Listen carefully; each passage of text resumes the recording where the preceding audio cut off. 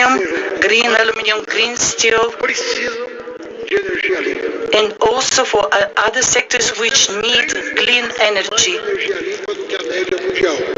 We have 3 times more than the medium of clean energy in the world, and 5 times more land, which is for biofuel, than the medium that is the medium for the world. We have all necessary minerals for that transition fast through the methods that we established. I think sincerely that Africa and South America could be platforms for diversification and activities, global world activities. From the point of view of globalization, it could mean that we can diversify and we could offer for our population employment and salaries which give them opportunity for all of them and distribution of wealth in a more equitable manner. We don't have to concentrate all production in certain centers. Also, for the sovereignty, this is important and adds value. And for the countries of Brics, it's important to have diversification of the industrial activities for the security of our planet and sustainability of the development. I think that the challenges many for various reasons. From the crisis in 2008, we see several problems accumulating. We had 2008 crisis, we had the pandemic, we had localized problems in the world, inflation, high inflation, and systemic crisis that we see in the third block. And we have to be very careful for in the developing countries where those crises are even more, the impact is even worse. In Brazil, we tried to we try to facilitate the investment and also always in the interest of our country. I think that the contribution of Brics is enormous. We believe in Brazil. We believe in the multilateralism. We believe in the diversity, cultural and social diversity. We believe that we have to distribute the opportunity in an equitable manner. We need in some way, we need to reflect the new context where the countries are developing in a different way.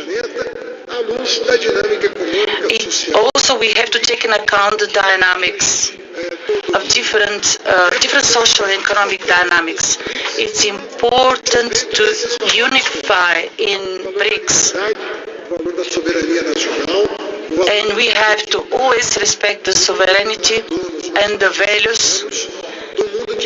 New world where the nations are sovereign, we have to respect the gender, nationality, religion and other differences that we have. We believe that Brics can contribute a lot. All the countries of Brics, from their own perspective, they can offer to the rest of the world a vision which is coherent with their own objectives and without antagonism, And we think very important to participate in all activities of Brics. Thank you very much for your attention.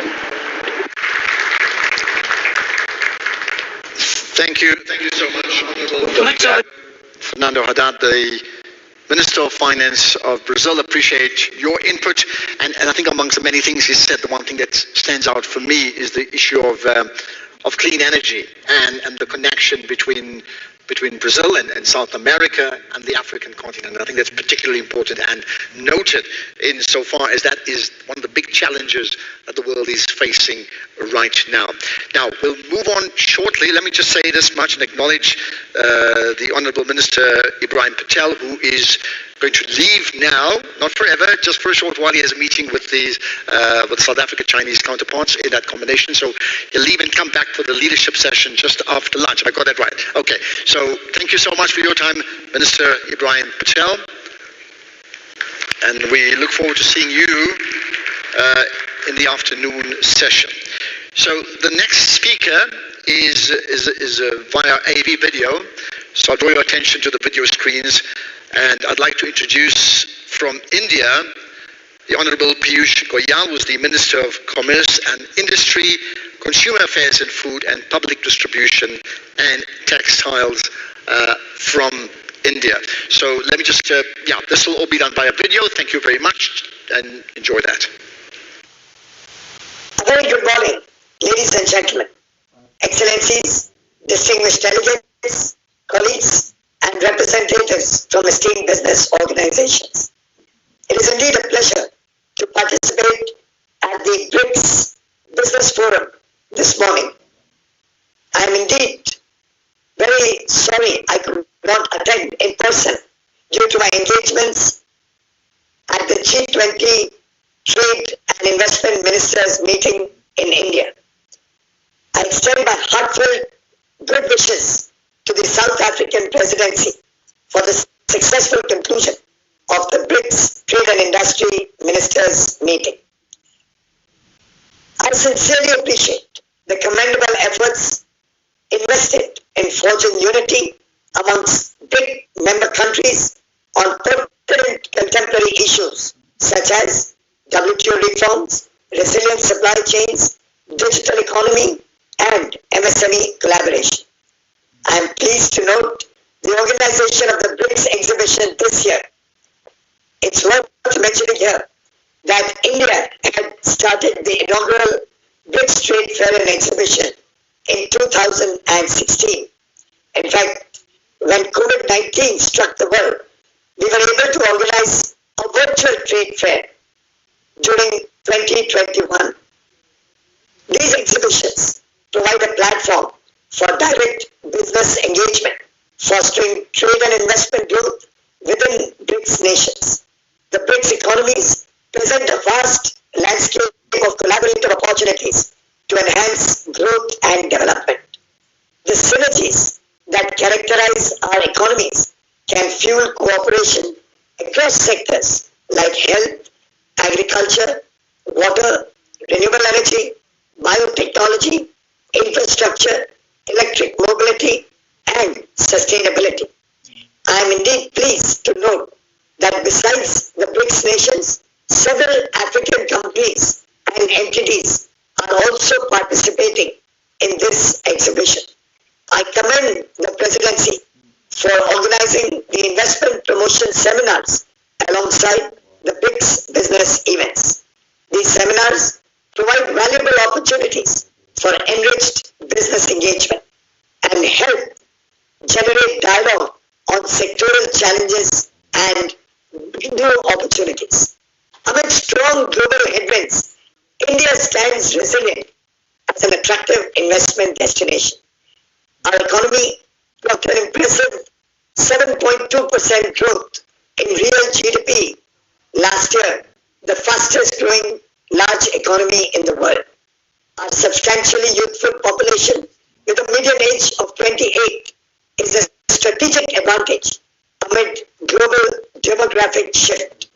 We are poised to contribute significantly to the world's working age population by 2050, underscoring our potential for for robust economic growth and increased involvement in economic activity. Our government's unwavering commitment to investment promoting reforms, along with stability and investor-friendly policies, propels our economic expansion. Pivotal factors driving this growth include initiatives such as the National Logistics Policy, the Make in India program, and production-linked incentive schemes.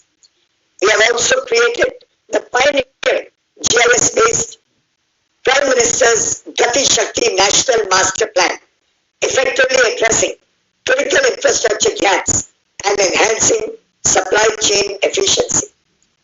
This has played an important role in the development of multimodal transport systems, elevating logistics and bolstering domestic manufacturing and exports.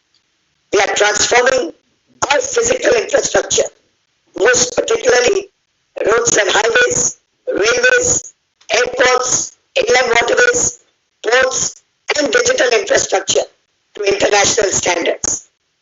A substantial master plan of over $1 trillion for infrastructure investment, coupled with record funding for our domestic infrastructure, reflects our commitment to progress. The financing landscape for our infrastructure development is maturing, characterized by private equity, robust regulatory frameworks, competitive debt financing, and innovative financing structures like infrastructure investment trusts. The emergence of Industry 4.0 is ushering in a paradigm shift in business operations. Our industries are swiftly embarking on a digital mission, developing new solutions in design, manufacturing, and service delivery, effectively establishing India as a global manufacturing leader. Friends, India today is emerging as a hub for engineering research and development as more and more multinational companies establish centers of excellence across diverse domains. Our remarkable resilience post-pandemic can be attributed in part to our swift digital transformation. The various digital public infrastructure projects underpinned by unbundled open network standards has been instrumental in this accelerated transformation. The Digital India Initiative has propelled India to the esteemed status of the world's largest digitally connected democracy, boasting over 800 million internet users. The unified payment interface has catalyzed cashless transactions, with digital transfers amounting to nearly $1.5 trillion in 2022, representing nearly half the global transactions. India Stack, the world's largest open API platform, shines as a global leader in real-time payment transactions. The transformative effect of India Stack extends to the fintech revolution, with India's distinguished fintech adoption rate fostering innovation in financial services. The Startup India program, launched in 2016, has enabled India to become one of the world's 3 large startup ecosystems, with nearly 100,000 registered startups and over 100 unicorns. This program has cultivated a robust ecosystem that nurtures innovation and entrepreneurship, drives sustainable economic growth, and provides economic employment opportunities. Furthermore, in alignment with the global push to decrease dependence on fossil fuels, we are taking significant steps towards increasing our investments in renewable energy sources. As of March 2023, we have achieved a remarkable milestone of approximately 125 gigawatt installed capacity in the renewable energy space. This progress is underpinned by robust government policies investor attraction driven by environmental, social, and governance considerations and attractive returns to investors. Different investors around the world, including pension funds, sovereign wealth funds, private equity funds, and bankers, have made their mark in India's growing renewable energy market. I'm happy to share with you our ambitious pursuit of 500 gigawatts of non-fossil fuel generating capacity by 2030, which will open doors for investment opportunities amongst Brics nations and will also lay the foundation for accelerated growth of the electric vehicle ecosystem. The world today is actively seeking manufacturing hubs for clean energy technologies, particularly for green hydrogen. India offers an immense potential to promote green hydrogen as a clean and sustainable energy source, and we believe that collaboration amongst the Brics nations can help in developing and scaling up such technologies. This summit provides a significant opportunity to amplify the voice of our friends from Africa and the global south through the Brics Africa outreach and Brics Plus dialogue. India and Africa share a profound and enduring friendship founded on centuries of trade, cultural exchange, and mutual respect. Our partnership encapsulates equal consultative, collaborative, and developmental principles, exemplifying a relationship rooted in shared progress. Under the leadership of Honorable Prime Minister Shri Narendra Modi, our bond with Africa has grown from strength to strength. This is evident in our current G20 presidency, where India has been the resolute voice of the global south and the developing nations. In January this year, we hosted the Voice of Global South Summit to elevate and amplify the perspectives of the developing world at the G20 summit. The past 3 years have been marked by unprecedented challenges. The COVID-19 pandemic, supply chain disruptions, global climate disaster, and the conflict in Europe. Amid these challenges, achieving robust growth has been our focus. These challenges also presented an opportunity for Brics nations to collectively address complex issues, keeping the aspirations and needs of the developing world at the forefront. This Brics Summit 2023 presents a valuable opportunity to evaluate the readiness of Brics members for the 13th WTO Ministerial Conference. Through effective discussions with our like-minded friends, we can collectively chart the course of discussions towards meaningful outcomes. Our collective goal should be to strengthen the multilateral trading system with WTO as its cornerstone, guided by principles of openness, fairness, transparency, inclusivity, and non-discrimination. Friends, development must remain at the heart of discussions on WTO reform, and the WTO's agenda should be driven by its members. A significant milestone in WTO reform involves achieving a fully functional two-tier dispute resolution system by 2024 with an urgent focus on restoring the appellate body. We stand for incremental, practical steps towards WTO reform. We seek the support of our Brics counterparts for our 30 for 30 proposal, which aims to invigorate and enhance an inclusive World Trade Organization as it reaches its third decade.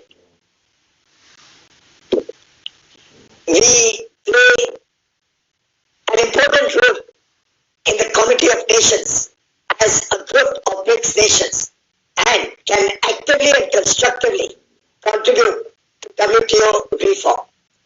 In fact, to further the Brics initiatives in several areas, India stands committed to work with our partners within within the framework of the G20 Trade and Investment Working Group coming up this week. There is immense potential of collaboration amongst us, and we can create and implement new solutions tailored for the needs of tomorrow. With abundant scientific resources and our collective efforts, we can drive innovation and technology.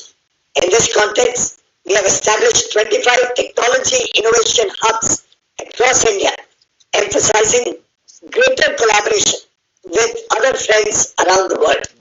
We extend an invitation to researchers from Brics countries to undertake joint research and knowledge exchange.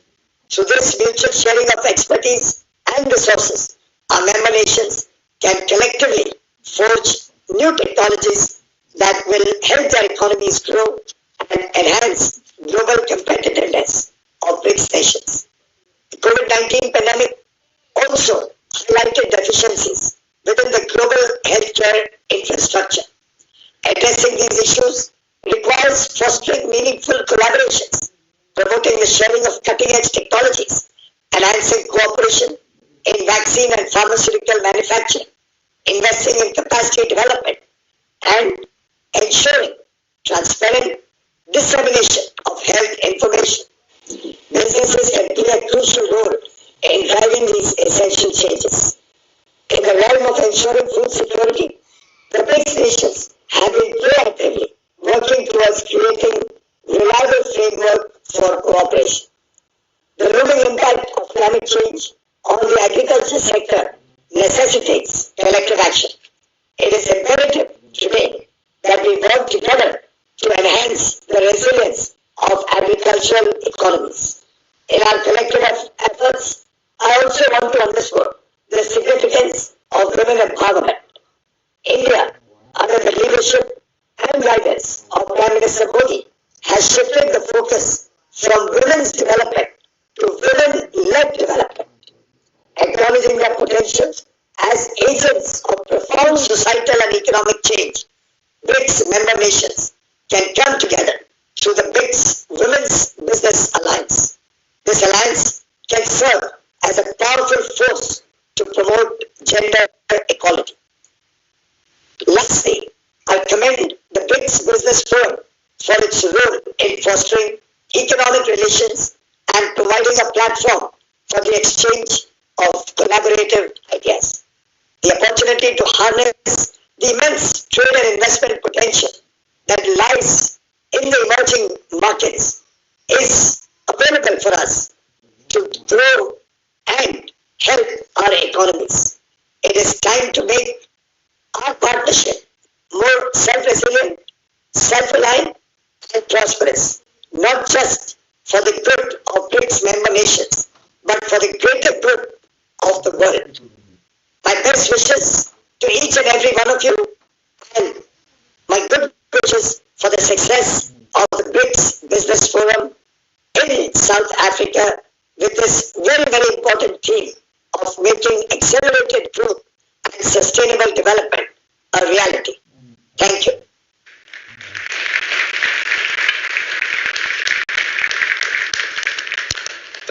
Thank you very much, Honourable Piyush Goyal, Minister of Commerce, Industry, Consumer Affairs and Food, Public Distribution and Textiles in India. Appreciate your time. I think just of that conversation, the point that was made about women development and empowerment and leadership certainly resonates with South Africa. We are in the midst of what is called Women's Month, where there's this massive drive annually centered around Women's Day to highlight issues around women. So that certainly resonates. Talking about women and women in leadership, I can't think of anybody in my country who makes a better impact in terms of leadership than the next speaker, Puti Mahanyele Dabengwa, who speaks as a member of the South African chapter of the Brics Business Council. Puti, if you can come up, please. Thank you.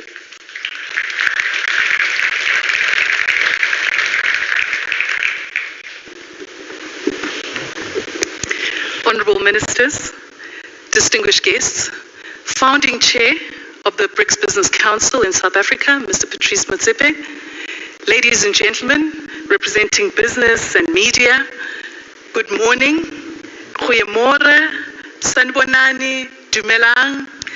We welcome all of you here. Thank you for the kind introduction, Ashraf, and thank you to the ministers for the guiding messages that they have given to us, which will really go a long way in informing and directing our discussions today.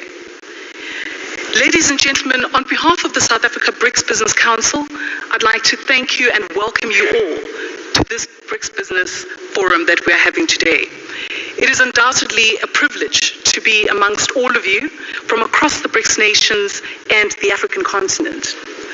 I'm looking forward to the content-rich program which we have before us, which is under the overarching theme of making accelerated growth and sustainable development a reality. Today, we are here to discuss critical issues that the Brics nations and the continent faces. Our agenda provides us with a unique platform for networking, knowledge sharing, and collaboration amongst business leaders, thought leaders, policymakers from across Brazil, Russia, India, China, and South Africa, and the rest of the continent. We're extremely honored that our program is presided over today by our respective heads of state. We have curated panels and sessions where we will be having discussions with representations from each of our Brics nations and the African continent. During the day, we will investigate the rules and regulations required to establish a working framework that can help to accelerate trade and investment across our economies. In an increasingly interconnected world, it is important for the Brics nations to come together to build our economies through strengthening of economic partnerships and unlocking new opportunities of shared and overcoming shared challenges. We're going to be exploring agricultural development and synergies amongst the Brics nations. It is important to address the critical issues facing the agricultural sector. Through the promotion of technological advancements, through agricultural finance, knowledge sharing, we can revolutionize the agricultural practices that we currently have and ensure that we have food security for our nations. The other important panel that we'll be discussing today is on the just transition. As we deal with the complexities that our societies are facing, issues around climate issues and societal challenges, these are important issues that will help us to build a pathway to ensuring that we have inclusivity, that we're promoting economic growth, and that we are embracing social equity and building resilient societies that flourish under a sustainable path for all. Then we also have the entrepreneurial opportunities and market access as key enablers for the small and medium-sized entrepreneurs. This is another important conversation. The Brics grouping's economic might and growth is dependent on the successes of these small and medium-sized enterprises. And so by creating enabling environments where we can ensure that our entrepreneurs have access to the capital that they require, to the market access that they require, and most importantly, favorable policies that will ensure that our entrepreneurs can flourish is something that is important for our sustained growth.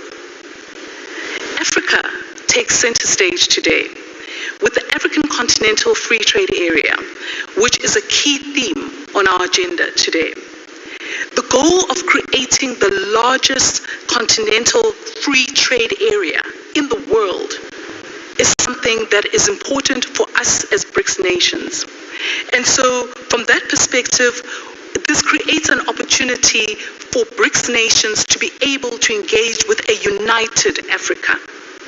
And so we look forward to engagements across the African Continental Free Trade Area. In today's interconnected world, collaboration can help us not only to navigate the many challenges that we continuously face, but also help us to capitalize on opportunities that regularly present themselves.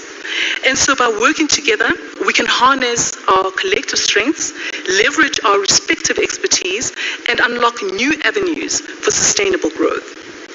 Undoubtedly, the Brics nations are at the forefront of technological advancements, and digital transformation is important because by jointly harnessing the power of technology, we can drive efficiencies and create new areas for business growth across our economies. We must prioritize the needs of the most vulnerable, the most marginalized amongst us. We need to ensure that we have inclusive growth and have shared sustainable growth at the core of our collective efforts. So therefore, investing in social infrastructure, whether it be education, healthcare, is important in ensuring that we can uplift our populations and create a brighter future for our generations to come. The recommendations from the 2023 annual report certainly indicate this focus. It was excellent yesterday to listen to the recommendations from the working group chairs who expressed the work that they have been working on across the working groups, and I'm hugely excited by what we'll be seeing coming before us. But I won't say too much because this report will still be presented to the heads of state tomorrow, but I look forward to what will be coming out of that report, because it is one of the proof points that will show that this is not just a talk show. This is actually work that we want to ensure is transitioning to the man in the street in all of our nations. As we go about today's agenda, we must all take time to acknowledge and celebrate our combined economic might and our diverse resources. A driving force in a global economy is who we are.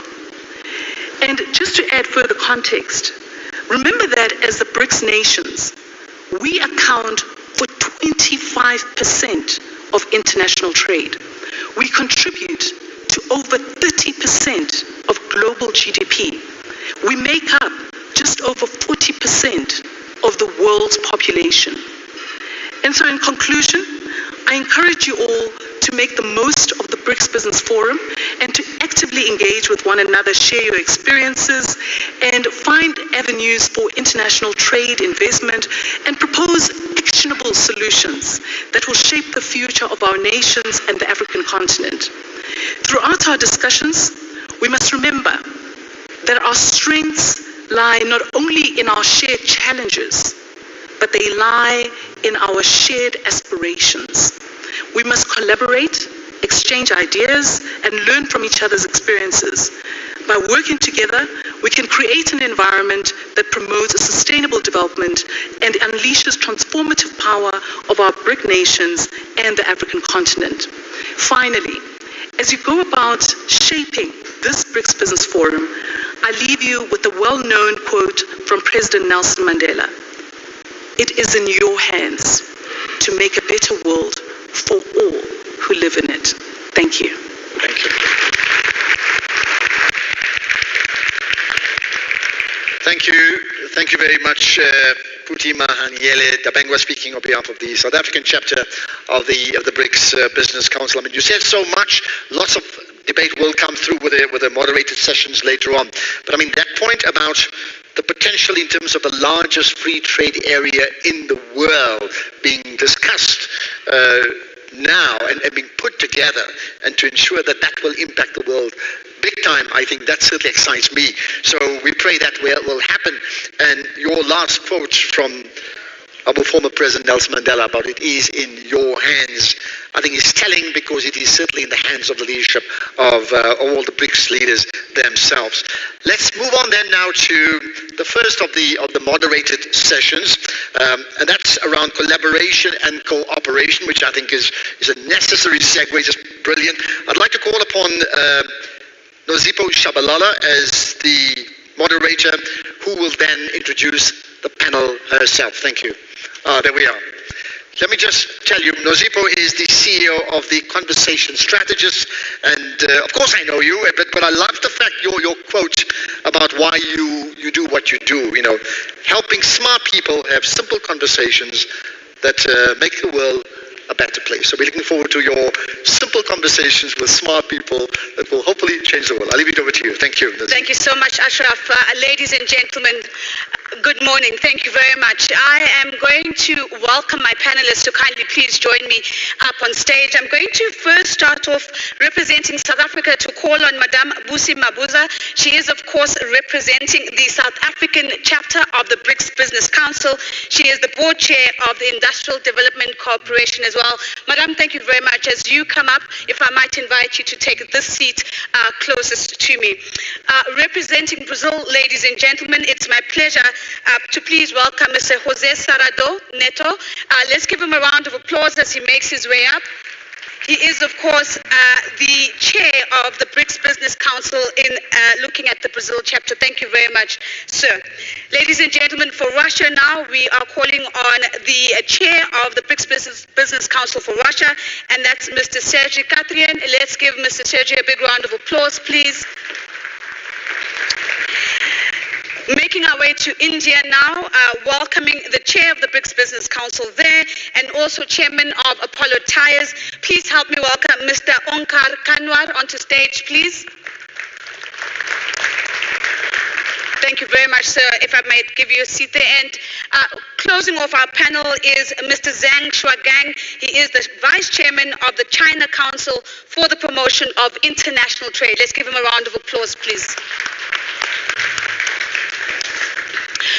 Now, ladies and gentlemen, this panel discussion is really about calling on the chairs of the different Brics Business Council chapters to give us progress around key agenda items where they have been intentionally collaborating, coordinating with the view to strengthen economic ties and the view to unlock trade and investment. So this really is a short, sharp conversation that looks at what progress have we made? With that in mind, Madame Mabuza, let me start the conversation with you.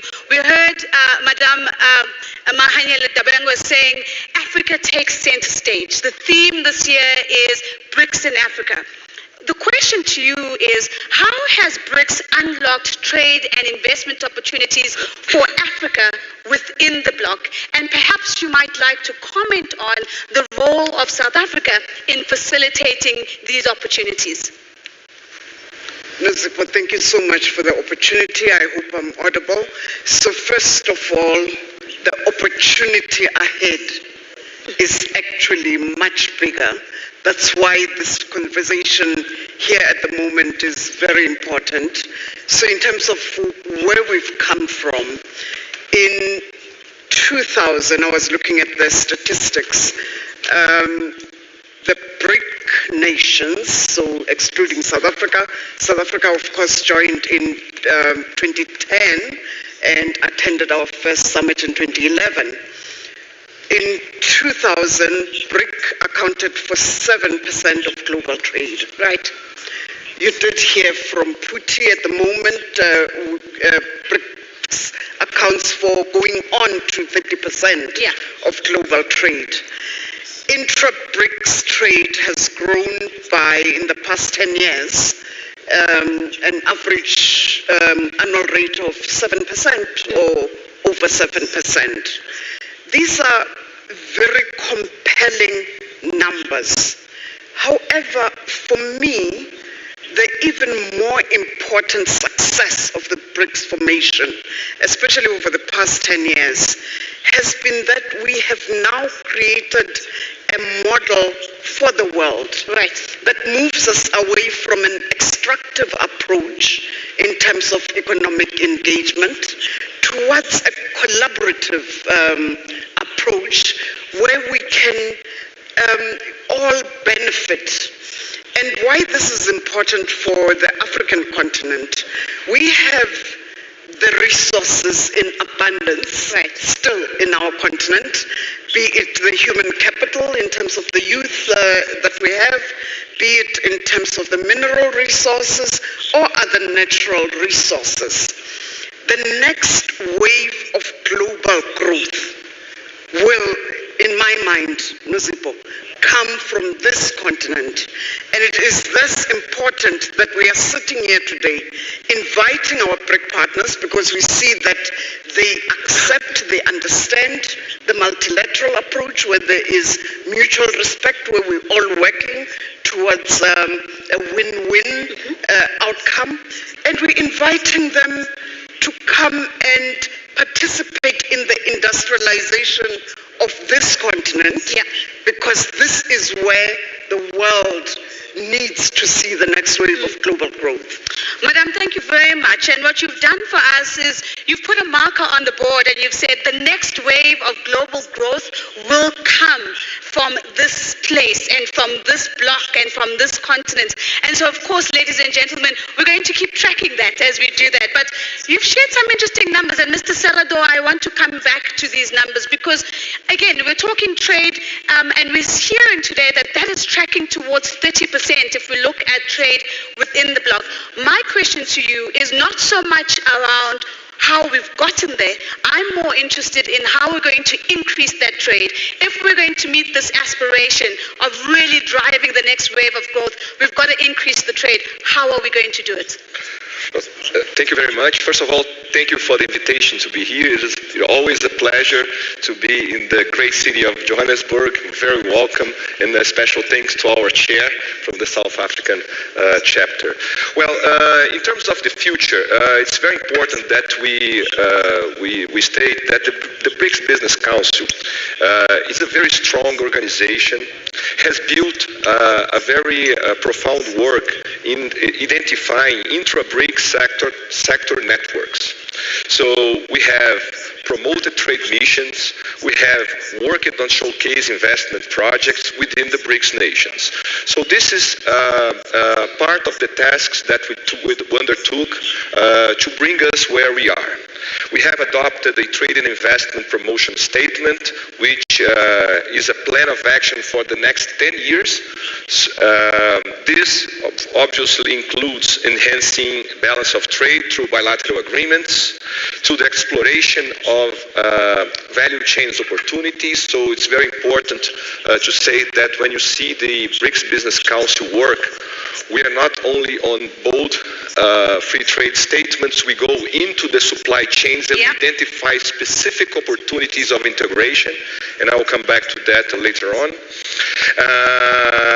And again, we are not only talking about intra-BRICS trade, we are talking about intra-BRICS trades, but for example, also with the African continent as well. We are also developing a BRICS calendar for trade and investment promotional events, because we understand that the B2B work that is undertaken under these environments are extraordinary in terms of promoting business and investments. And just to give one example of the sectorial issues that we've been discussing, I don't want to give any spoilers on the recommendations to the head of states, but taking the field that we work at Embraer, we have proposed what we call an airlift strategy.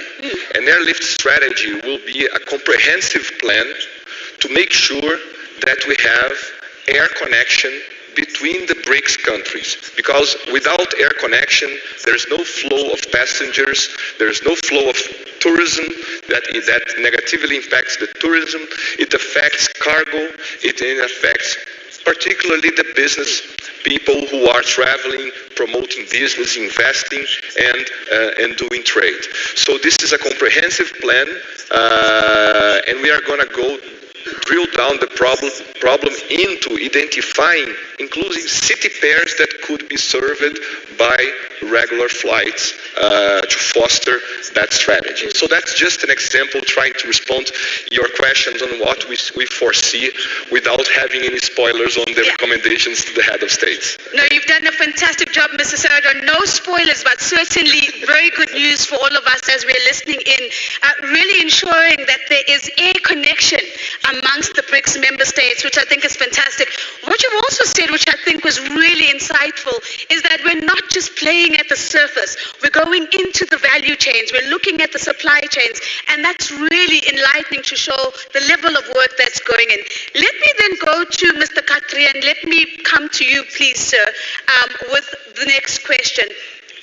If we look at the BRICS bloc in terms of the aspirations around economic development within the bloc, where are you seeing the most potential to drive economic development amongst the member countries?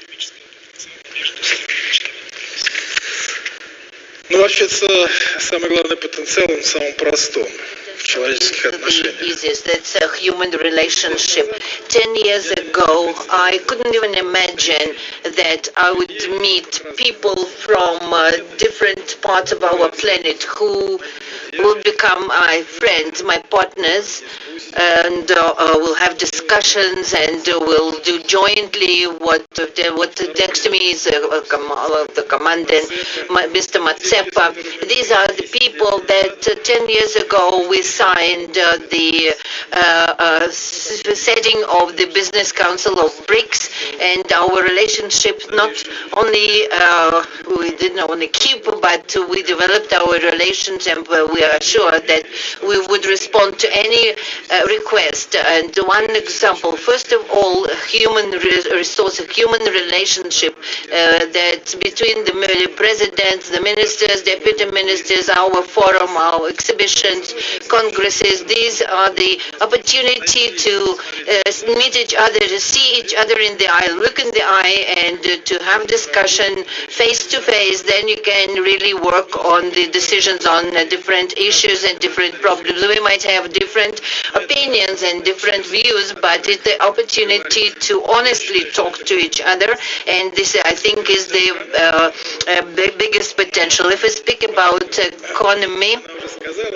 and it was already mentioned that we hope to reach 30% of the global GDP, then 2050, BRICS would be dominant, absolutely dominant, and that would be a completely different picture on the global scene. So first of all, we have opportunities not only to work on other countries with which BRICS is working, but we have huge potential within BRICS. A very easy, simple example. So for agriculture is the most important sector in BRICS, and countries, we buy 315 billion of agricultural products outside our countries, but only 23% of these 315 billion we buy from each other within the BRICS countries, and I think that's a huge potential in our countries, so to realize that potential within our alliance. So there are lots of opportunities like that, so there is potential, there's huge potential, and the interaction with other countries, especially on the African continent, it's the opportunity like triples even. Thank you. Excellent. Thank you very much, Mr. Khatri. And so two really salient points. One, agriculture as a key sector that we should be looking at. But I particularly loved the opening part of Mr. Khatrian's response, where he talks about the importance of the relationships. And that's what is actually going to deliver the economic aspirations that we have within the blocks. Because when we can speak honestly, we can really begin to push in the same direction. Let me then move on to yourself, Mr. Kanwar. You've been associated with the BRICS Business Council for the last 10 years. You've seen the group grow, you've seen the group mature.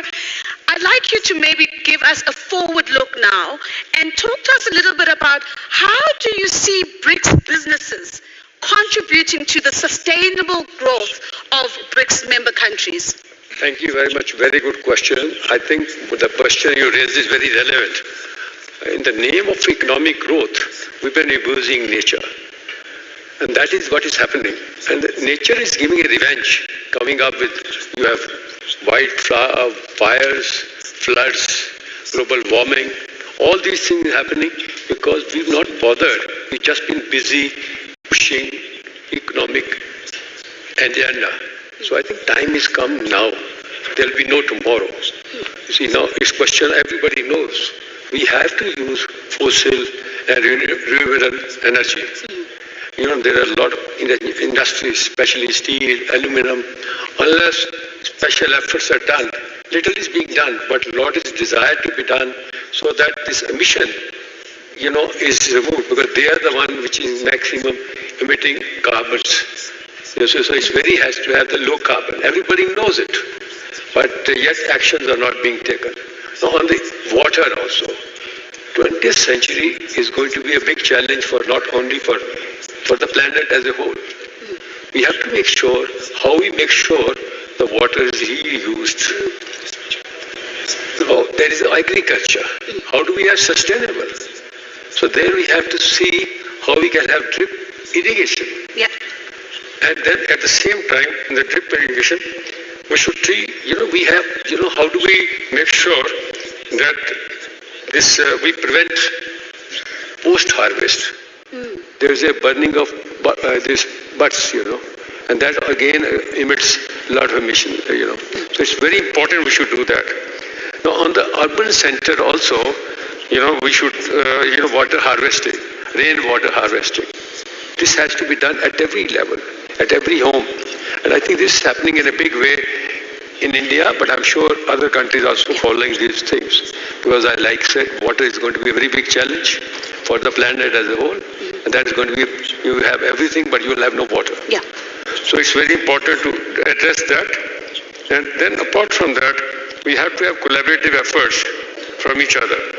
Conclusion is, if we don't do these things, then ultimately, we will be, for our grandchildren, will feel that they will feel not proud, but they feel that they will be ashamed of us. So it's very important to make our grandchildren, future generation, to feel so that we are able to leave something in terms of the planet, the abuse which we have been doing, and we've been seeing the fact all over the world. Thank you very much, Mr. Kanwa. Mr. Kanwa says, urgency, the time is now. There is no tomorrow. Let our grandchildren not be ashamed of the actions or the inaction that we might have chosen in our time. Thank you very much for highlighting, of course, renewable energy sources, which we'll talk about in the just transition conversation a little bit later, but also the urgency around action around water. And thank you for taking us all the way back to our households, because that's where the micro decisions are taking place. Mr. Zan Shogan, let me come to you, sir, in this first round of questions. How do we go about unleashing the trade and investment potential that sits within the BRICS bloc, and how do we create even more opportunities that we have for more economic and trade cooperation? How do we do that? Maybe give us some insights.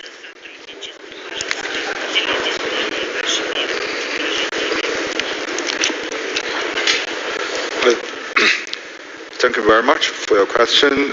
First of all, I would like to join my previous panelists in thanking you for inviting me to be here to attend this very important discussion. To answer your question, I would like to say, as a lot of panelists and also the minister mentioned, that the BRIC countries enjoy a very powerful economic weight in this world. We account for nearly 40% of the total population and account for 25% of the GDP and also nearly 20% of global trade, which already demonstrate the strength of BRICS countries in this world. And I would also like to say, since its inception, the trade and investment cooperation has always been in the core of our collaboration. And after the pandemic, I believe it is the right time for us to think about how to redirect our direction for the future collaboration. I think maybe three issues we need to pay more attention. The first issue is the policy coordination. You know, we are the emerging market, we are the emerging economies, we are the representatives of developing world. I think we need to have some kind of better policy coordination so that we can make our voice wider, louder, and also we can always generate the synergy. So along this line, I believe something like to keep our market open, to support the trade and investment liberalization and facilitation, to support the multilateral trading system embodied by the WTO, to fight against the protectionism, so on and so forth. Those are the very important policy elements. If we can always keep in mind for those policy elements, I think we can ensure we will move in the similar and the right direction. So this is the first point I want to highlight. The second point is the practical cooperation. And actually, from the very beginning, the BRIC countries always organize a lot of business events on a yearly basis. Even for the last year, we organized a lot of trade fairs, investment promotion event, and also the business forum like this one. So I believe those practical activities have proven very effective, and it's warmly welcomed by our business people because our business people can find trade opportunity to find their investment partner for their future collaboration. So I think those sort of, although it's very traditional, but it is very useful. We have to keep the momentum for those pragmatic activity among the BRIC countries. And if we can invite more, for example, our African country, African friends, to take part in further, that would be wonderful. And the third point, I think, is that maybe it is the right time for us to consider to elevate our institutional cooperation. Why I mention this point? Because when I moved into this meeting hall, I heard a lot of terminology about African free trade area.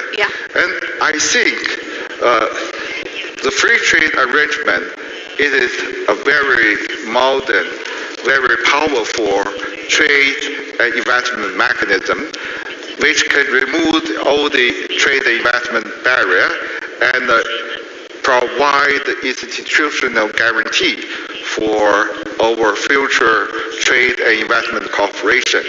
It's going to be a very useful mechanism for us to upgrade our cooperation, the BRICS cooperation for the next generation. Maybe that's still a long-term issue. However, I think it is the right time after the pandemic for us to consider this option in a more positive manner so that we can make this as a future policy option. And I believe if we can have the BRIC FTA available, we will have a new look of BRIC cooperation, and we will create a new economic landscape for the world economic structure. So those are my comments. Thank you. Thank you very much, Mr. Xiaogang. So 3 very practical insights: policy coordination, practical cooperation, and more of it, because we are seeing this already, but also institutional collaboration. Madam Mabuza, one of the things that Mr. Xiaogang speaks about is the opportunity that can be unlocked when the bloc and the economic zone that is the African Continental Free Trade Area comes closer together, more delivery. Should that happen successfully, now that we know that the economic zone has been operationalized, in your view, how does that get us closer to the aspiration that you painted for us, which is, of course, to make sure that the next wave of economic growth is from here? Nozipho, if you start by looking at the intra-trade within ourselves in the continent alone, the opportunity there is absolutely amazing. We need, of course, to focus on the infrastructure, because without the infrastructure, we will keep dreaming about the trade within ourselves in the continent, but we won't be able to get the goods to each other. We won't be able to get the services to each other. People-to-people interactions, absolutely critical, as my colleagues have already indicated. And there are policy measures that we need in order to enable more of the people-to-people interaction. The issue of visa regimes is not formally on the Brics Business Council agenda yet, but I believe if you asked anybody in this room if we shouldn't as business be talking about visa regimes, because it enables us to then interact and unlock the opportunities as businesses. I believe that you would get very, very interesting answers. The Brics Business Council is, of course, structured in 9 working groups, most of which are sector-focusing, and 2 of which cut across the sectors. The Skills Development Working Group cuts totally across for very good reason, because we need skills in every single area, and the work that they are doing there is going to help us share knowledge, share skills, and be able to trade upwards in terms of the value chains. Trade and investment is a new focus area. We used to have a working group that was called deregulation, because we could see the policy obstacles that were preventing us from enhancing trade amongst each other. Now we have refocused that into a trade and investment working group to drill down into the opportunities, as already indicated, be they in the aviation sector, be it opportunities in the agri-sector, where we do want to trade more and more with each other.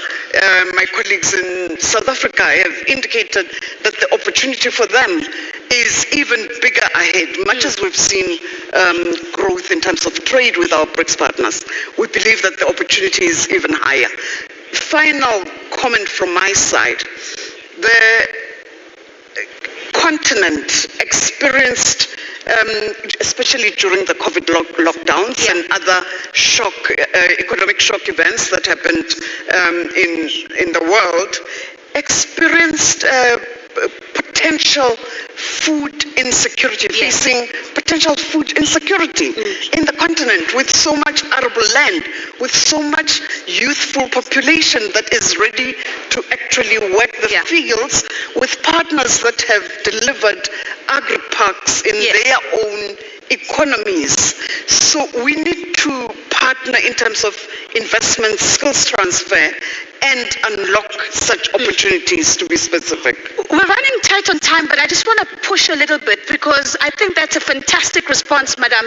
How do we do all of that and not leave SMEs behind? Can you give me a quick comment on that? We can't leave small, medium enterprises behind, because the nature of our economies is that they are driven by small, medium enterprises.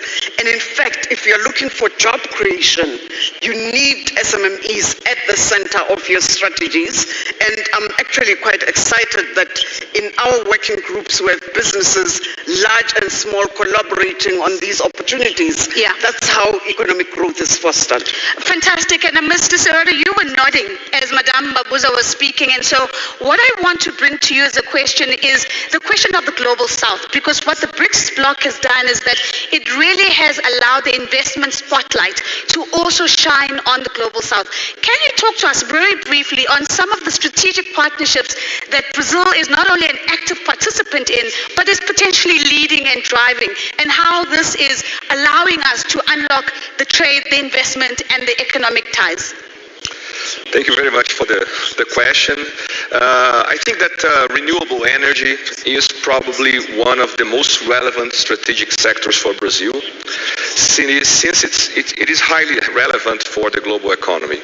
In Brazil Energy Matrix, just so you know, it's roughly 48% participation of renewables, as opposed to the world average of less than 15%. So this global scene directs investments to regions that can offer abundant renewable energy sources at competitive prices, which is the case for Brazil. In terms of specific partnership, I'm going to cite just two examples that I think that are critical. One is in the energy sector, the recently announced collaboration with the Chinese State Grid Investment Corporation, with Brazil, with the Porto of Açu, in the study of viability of producing offshore wind energy, solar energy, blue and green hydrogen in Brazil. So this is one clear example of a partnership between two Brics countries. This was announced during the recent trip from President Lula to Beijing earlier this year, and I think that captures the sense of what I am talking. And my second example in the field of aviation is what we call the SAFs, the Sustainable Aviation Fuels, or the aviation biofuels.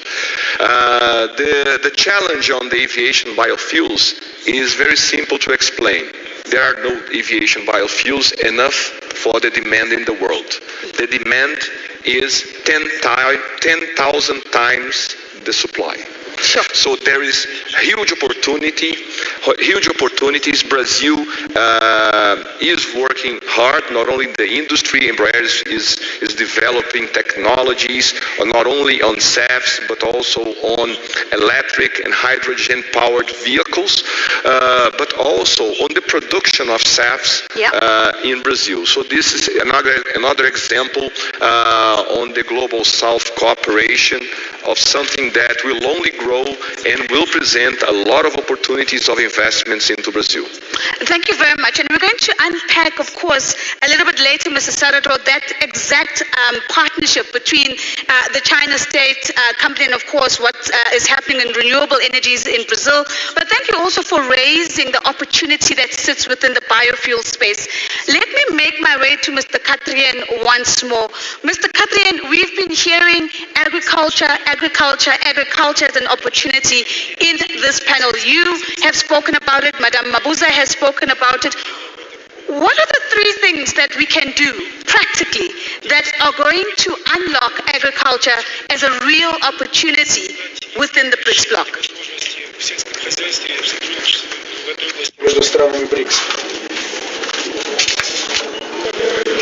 As in any other section or sphere, first of all, it's finances. We have to create a system which will allow to have settlements and payments with the Global South and between the Brics. 2 months ago, we had a forum, Russia-Africa in St. Petersburg, and we discussed there which opportunities we have for the food security and agriculture trade for African continents, it's necessary to create, and also the question that's finances. Second is insurance, and then another big issue, as you mentioned, is the delivery, that infrastructure, so issues connected with the delivery of cargo to African continent countries, and also our internal Brics trade as well. So first of all, that financing, of course, is rating. So the great rating agency or a union of rating agencies, we discuss it and it continues. So then we'll have to solve first of all, these finances and infrastructure. And when we had discussion with our African countries in St. Petersburg, we realized that it's a mutual question. You cannot sit and wait in Russia that somebody in African continent will build the railway or some other infrastructure. Of course, if there is interest from our country to sell this grain, and also the interest from another country to buy it, so that's a mutual work to create the opportunities to deliver that cargo, and we have to work with our colleagues from Global South on equal terms, so that we create the possibilities and opportunities for trade. Insurance and infrastructure, it's a clear roadmap in terms of what needs to be done. Mr. Kanwar, let me bring the question of the success that we've seen in India in terms of digitization, empowering your own citizens. How do you think trade digitization can be promoted, and how do we use some of these digital economy tools to really bring SMEs closer into the Brics bloc? I think you raised a very valid point. You see, one has to create a digital infrastructure. What we have done in India is we created a digital infrastructure so that we could give the last mile delivery. What was happening was in the urban areas, it would not reach the last miles. People had a lot of these, some monies have to be transferred, some special, advantages are given to disadvantaged people. Now, this had to be done earlier by physical method. We were finding there's a lot of leakage. Now, what has happened is in one go, you have been able to establish their banking account through digital infrastructure. You can go to, it's in the Guinness books record that in 1 week, 19,000 accounts are opened through digital in the villages, which are not easily reachable. So this is again a revolution. Similarly, you see, in India today, you can go to any small, taxi or a small two-wheeler rickshaw. Everything is on digital. You can make any kind of payment on the digital basis. Go to a small shop. It has taken a really change in the country. I mean, small person who never knew anything else, during the COVID time, I think India has taken a real stride. Today, I think we are more digitally connected than anything else, because the broadband has been provided in the villages. And the process, once you create the digital infrastructure, it's easier for them to access. Yeah. So today in the villages it's happening, which was not there. So last delivery, the government gives some subsidies, some other things, and finally there was a lot of privilege in the way. So now they're going directly. Government has opened a bank accounts for each of them. So this is really, I think we can leverage that, because I think this is the need of the hour for countries, all our big countries, because they also have a lot of urban areas, so the rural areas. So they need to see how they can be connected. And that will be done only by broadband and creating a basic, digital infrastructure. Yeah. Mr. Kanwar, I think that's excellent. Digital infrastructure. So as we talk about infrastructure, let's not forget the possibilities of digital infrastructure and what they might mean for those within the bloc. Our final question goes to you, Mr. Shawgang, and that's, To close it off potentially on the SMEs as well, what is the one suggestion that you would give to the SMEs that are sitting in the room today, the entrepreneurs that are sitting in the room today? How do they go about capturing the opportunity that sits within Brics? Now, very good question, because in the digital age, Sorry, just to Mr. Xiaogang. Thank you very much, sir. Please go ahead.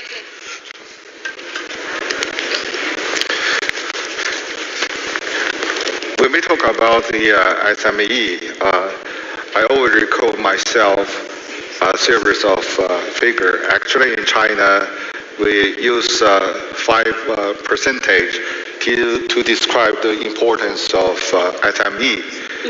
In China, SME account for 50% of our taxation, 60% of our national GDP, 70% of our innovation, 80% of our employment, and 90% of the total number of companies. So we can see the importance of SME in our economic life, and actually they are also the backbone of our economy.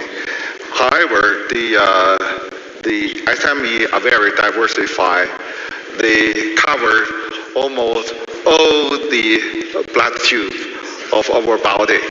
So it's really very hard for us to give a single answer to allow the flourish of the SME. And number one, if I want to advise our SME entrepreneurs, they have to have a better understanding of themselves. What are their strengths and which area they think they have power to develop, to explore. This is a very important element. They have to recognize themselves, not us. You know, we have a lot of unicorn. Maybe at the very beginning, they don't know what they are supposed to do. However, after market research and also compare with their relative advantage, they eventually determine their future direction. I think this is a very important point for us to bear in mind. And at the same time, and I think the government support are very important because they are young, they are small, and they need more assistance from the policy perspective. And I believe there are a number of things for the government to do. Number one, we should to create an enabling economic business environment for the small business to develop.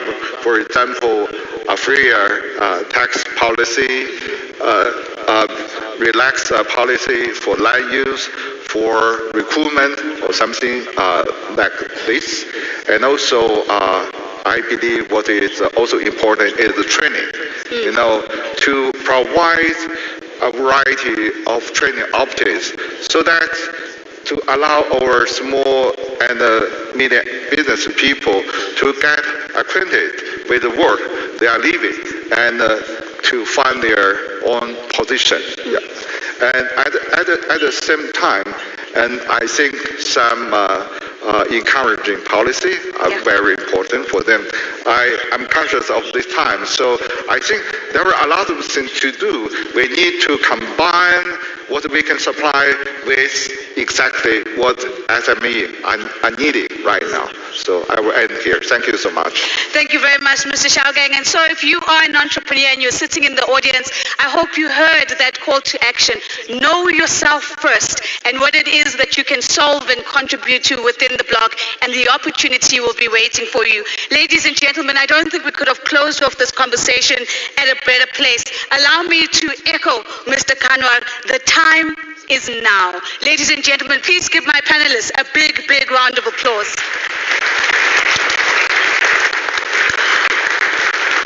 We're going to make our way off stage, and Ashraf is going to magically appear once again, and we're going to walk off this way. Thank you so much. There we are. Let's give them some applause, please. Thank you, Nozi. Thanks for that.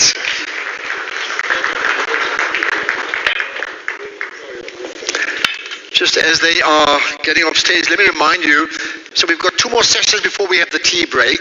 That's 1. Number 2, if you want to download any of the conversations already, there are the QR codes which you can pick up from the screens on the sides there, but many of you have access to it, I think even where you are seated. So there are QR codes available for all of those things, right? Okay.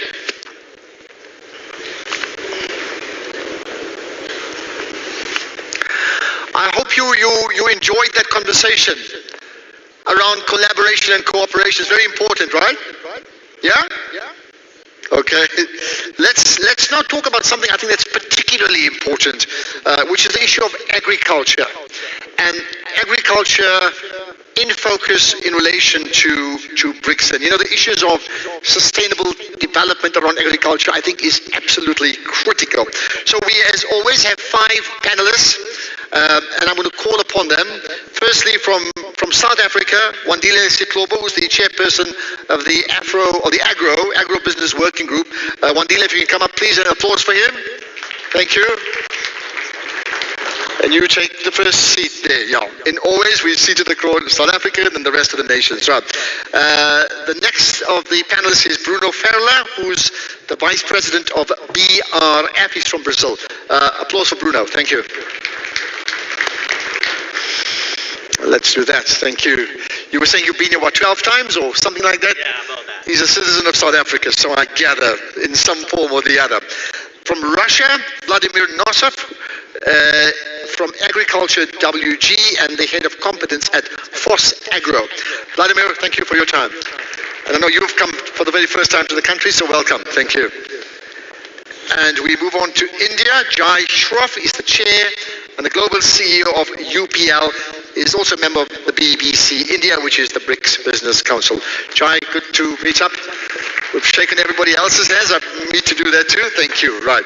And then the final one is from China, Jun Liu, who's the chairperson of the COFCO Corporation.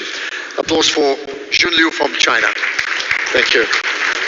Thank you so much. Okay, there we are. Right, so as you've seen, we've got about 40 minutes thereabouts to run through this significant conversation.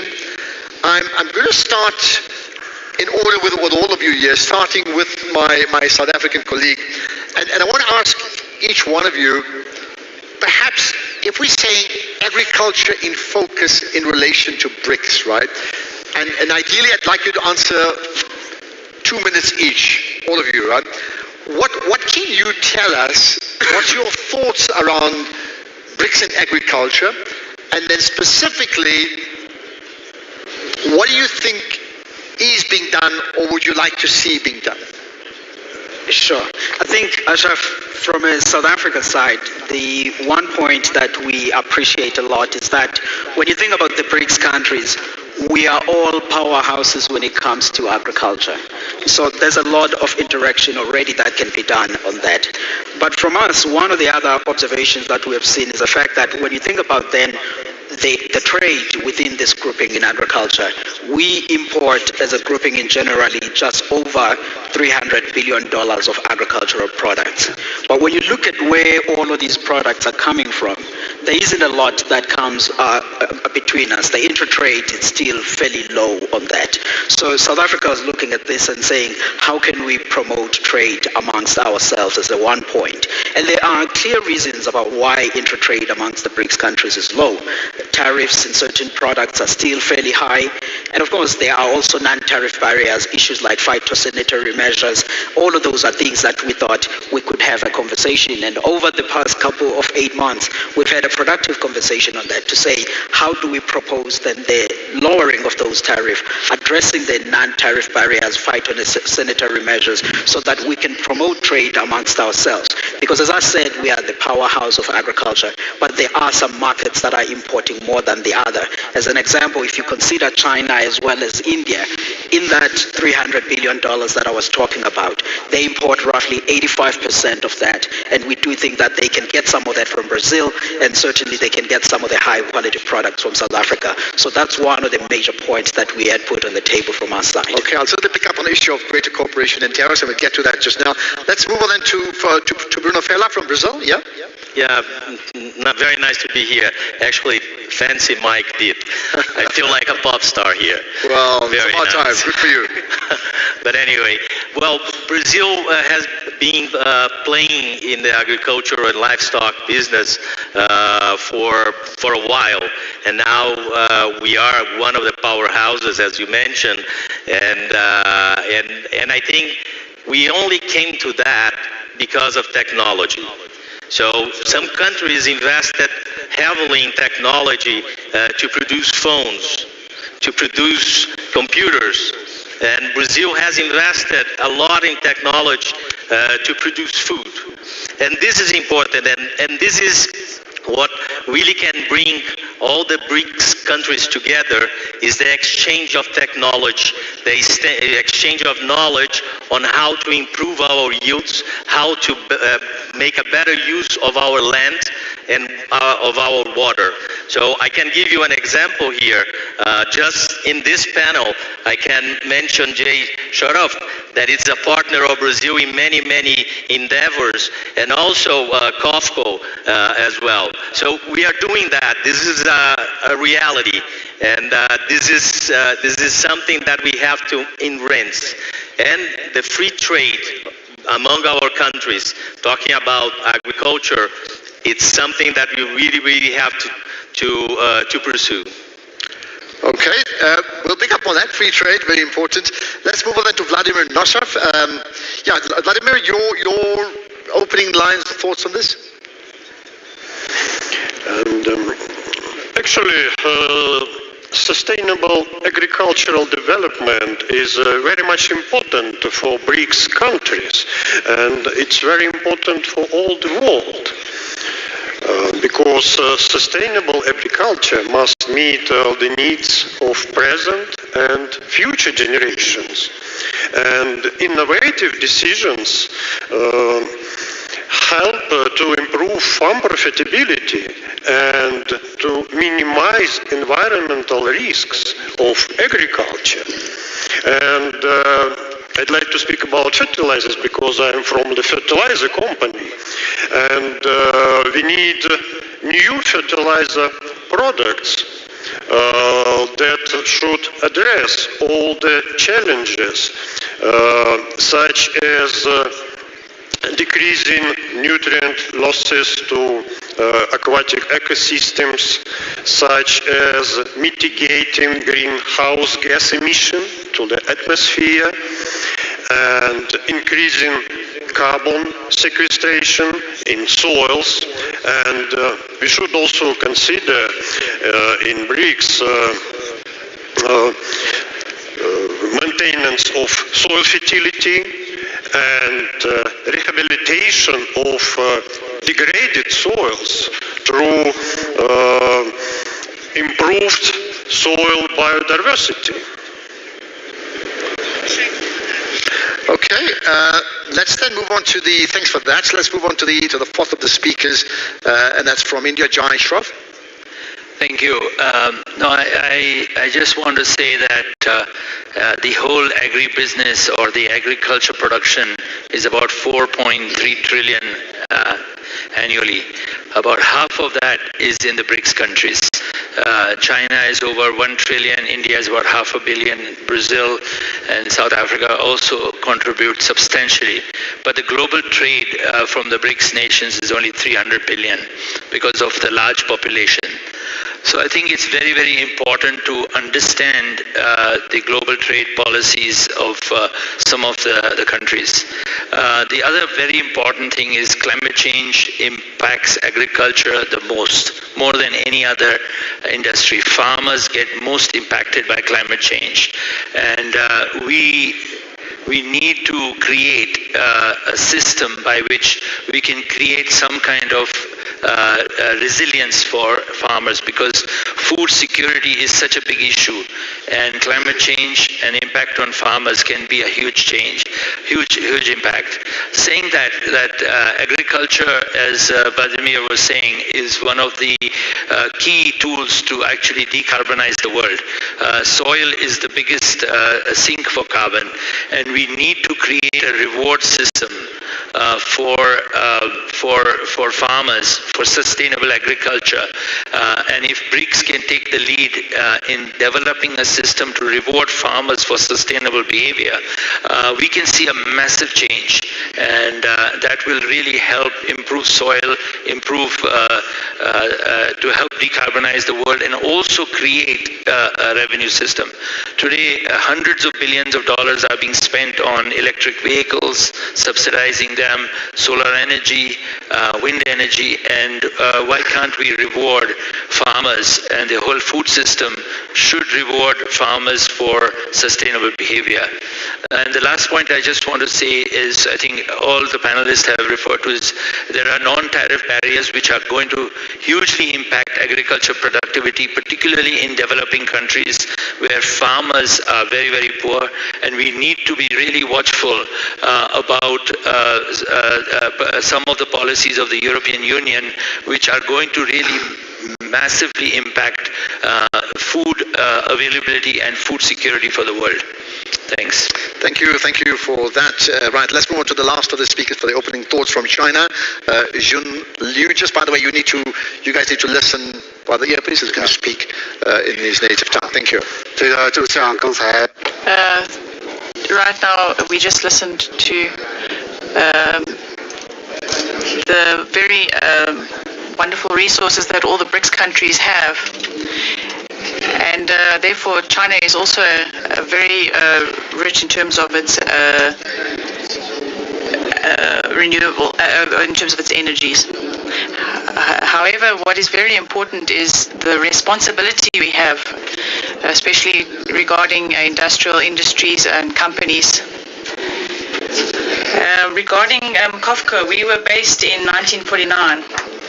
And our annual operation value reaches 180 million tons worth of product. And therefore, within the Brics framework, we have built a lot of different plants, such as oil refineries, crushing plants, and sugar mills. And within the Brics countries, we have looked at the consumer economy and the markets, and thank you for that.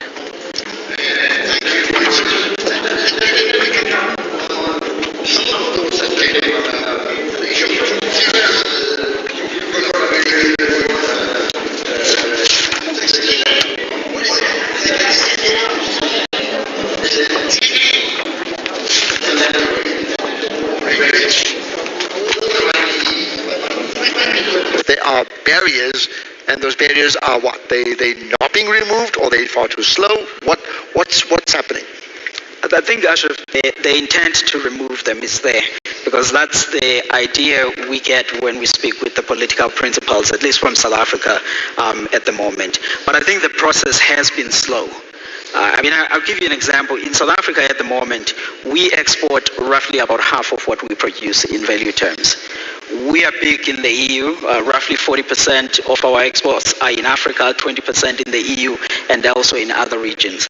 But when you look at our trade in agriculture with the Brics countries, it's still fairly small. Over the past 10 years, it has averaged at about 8%. Then the question then is to say, how do we increase that in a way that is beneficial for us, but also beneficial for the Brics countries, by lowering those tariffs, by then going further to what our colleagues in India were talking about these non-tariff barriers. Either they are used in a form of whatever agrochemicals you use, or whatever form of the phytosanitaries that are being put in place. The question is about how do you lower those? And I'll close off with a quick point here, Ashraf, because from India, again, is an important one. Because if you think about South Africa's agriculture today, you think back maybe in 1994. We have more than doubled in value and in volume terms. And what has been behind that is what Vladimir also was referring to, the use of certain better seeds, better agrochemicals. But in the world today, there's a change in temperature about certain agrochemicals and seeds, which are so critical for agricultural productivity, which I think the Brics countries, as powerhouses of agriculture, we have to be taking a particular view about how we think about that. But then again, underscoring that by improving intra-trade amongst ourselves. I think that's very important, at least from South Africa. I'm going to bring in the Indian colleague in a minute, but I want to just stay with us for a second.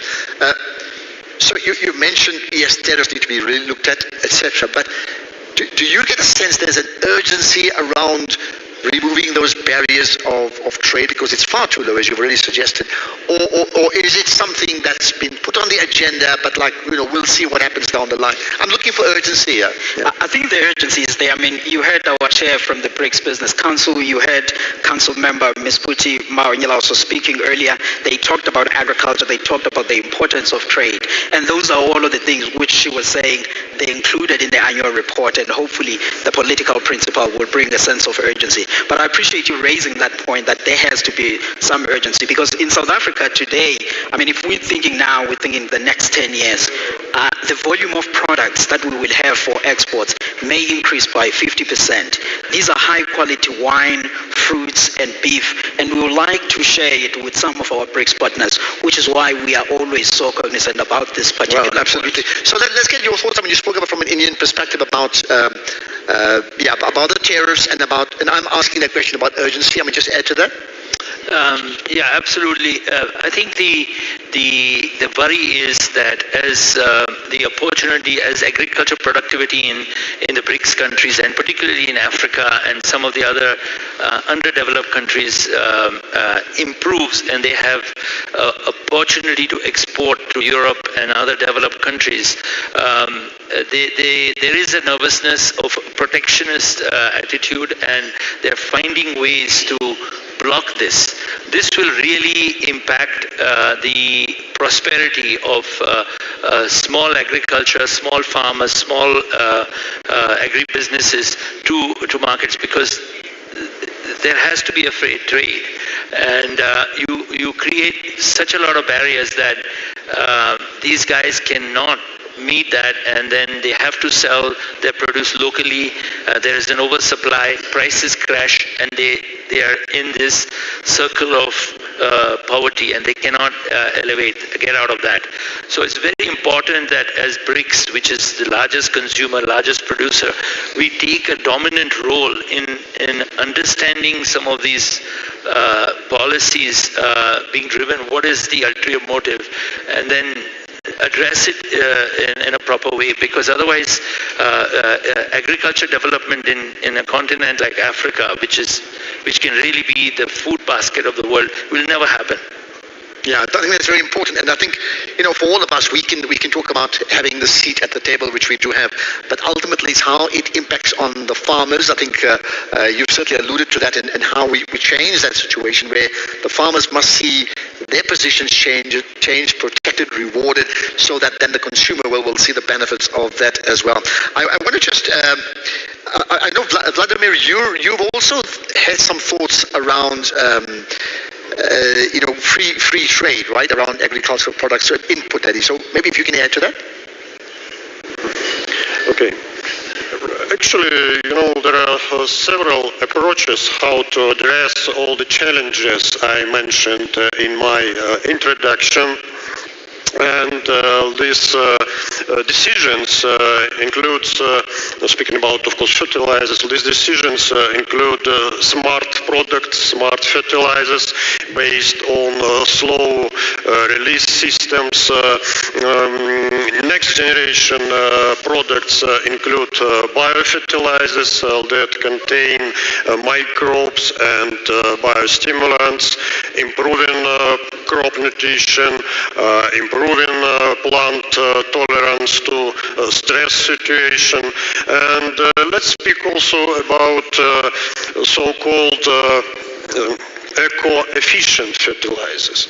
Eco-efficient products contain safe levels of non-essential elements. Actually, phosphate fertilizers produced from rock phosphate that contains high levels of such elements as cadmium, arsenic, chromium, even uranium.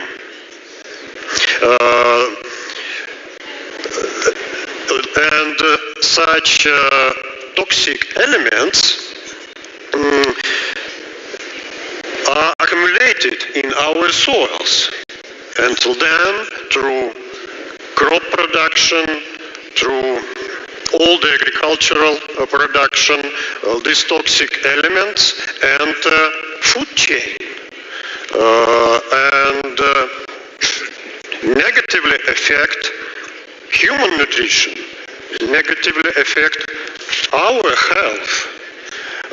That's why it's very much important to apply standards, new standards for so-called eco-efficient products, eco-efficient fertilizers with safe levels of toxic elements. Yeah, I think it's a good point, and I know our colleague from Brazil, you spoke about technology earlier on, right?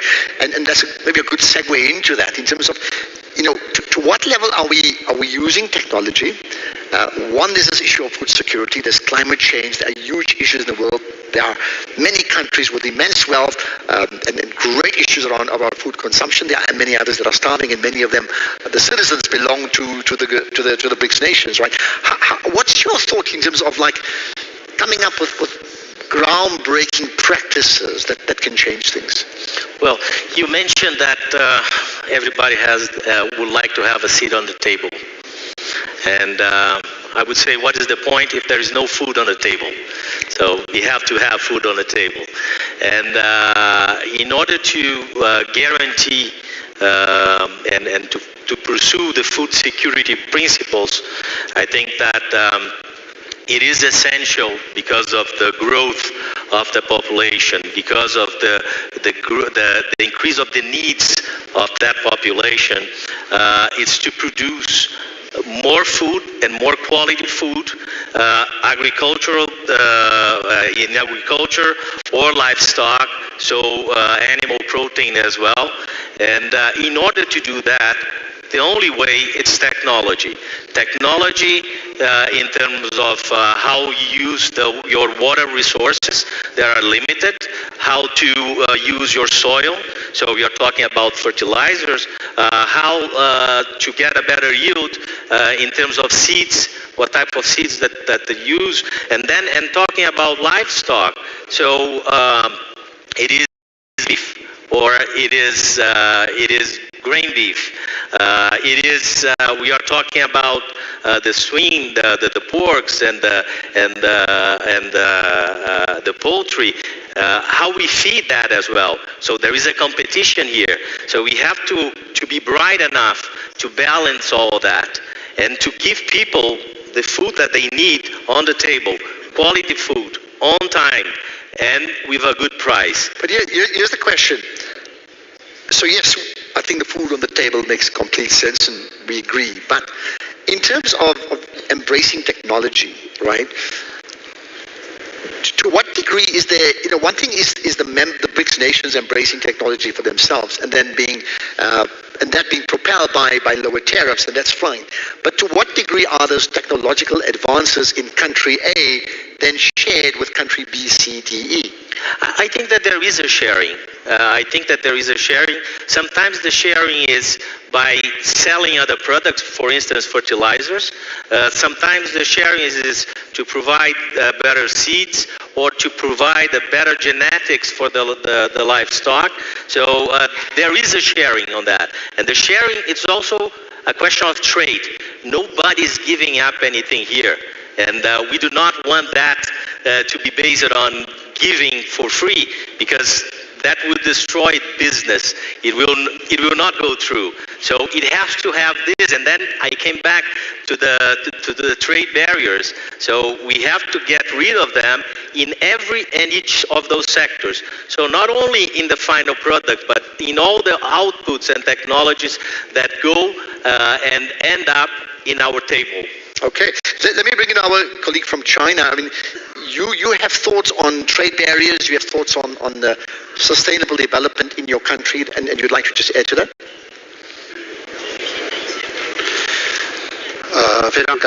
Thank you so much for the questions that you've posed, especially with regards to sustainable development. With regards to China, we actually have only 9% of the arable land in the world, and yet we have 6% of fresh water, yet we are providing food for 20% of the world's population. So therefore we have used very specific smart agriculture, biotech, and other sustainable agricultural systems And therefore, China has used a whole series of different strategies to manage the different challenges that we have in our agriculture sector. We've also looked at reducing the amount of fertilizer or using different types of fertilizers to stimulate the agricultural innovation and technology applications in China. So in 2020, the chair of Agribusiness Working Group of the Brics Council of the China chapter worked along with the Brics countries to get a better sustainable development in Brics countries. And we also received a report. We released a report on innovation on green and low carbon development in agriculture amongst the Brics countries and best practices. So we want to continue to enrich our agricultural practices, and we hope that all of our colleagues can also share their all of their experience, and thank you very much for that. I mean, I think the numbers you suggest are admirable coming from disadvantages. You obviously have a big population as well to cater for, right? But it does suggest that we can all learn from you. So what can the other BRICS nations first, and then extended, what can we learn from what China has done? And perhaps as you answer that, is that learning being transferred? Are you also sharing that knowledge with us now? If you want, I can address that. No, I think companies like us and working with the food companies really need to create a new category of food, which is sustainably grown or sustainable food, and that has to happen with a little bit of government support, but mainly the consumer and the food companies. So in India, we are working with about 22 sugar mills, which is still a small number, where we're talking about reducing fertilizer, reducing water, which are the primary two stress points really for the Indian government. And we are working with on various technologies to reduce methane emission, to really increase soil carbon with using microbes, as Vladimir was saying. And there's a lot of collaborative work happening at the large company level, and a lot of support from the food companies, the global, the large food companies, to really transition the use. Because if you look at 25 to 30% of carbon emission comes from agriculture, and we need to, if we want to address really the carbon emission, if you do not reward the food system for that transition, you will not get that. There's no reason why a farmer will start using better practices if he doesn't get reward recognition. So I think that the whole system needs to understand that and reward that. Today it's much easier for governments to support electric vehicles, solar energy. It's one entity. Here you're talking about millions of small farmers, and it needs a lot more effort. Okay, let's talk about the reward. I mean, you've already made the point about the issues of global climate change and what that means for us. I mean, there's big issues around food security, right? But therefore, the issue of reward, and let's start with our colleague from China. I want to run through all of you very quickly because we're almost out of time. Just for 1 minute each, just about how can we reward farmers innovatively to be able to embrace the changes and to be protected where they can meet the changing needs of a changing world. I'll go through all of you, but let's start from that side, yeah? From the Chinese perspective, we have to look at the quality of our products that come from agricultural sector. And therefore, we have a very strict measures to control and check on the quality of our products that are exported from China and used within the country. And therefore, we also control the type of products that are used in the production of these agricultural products.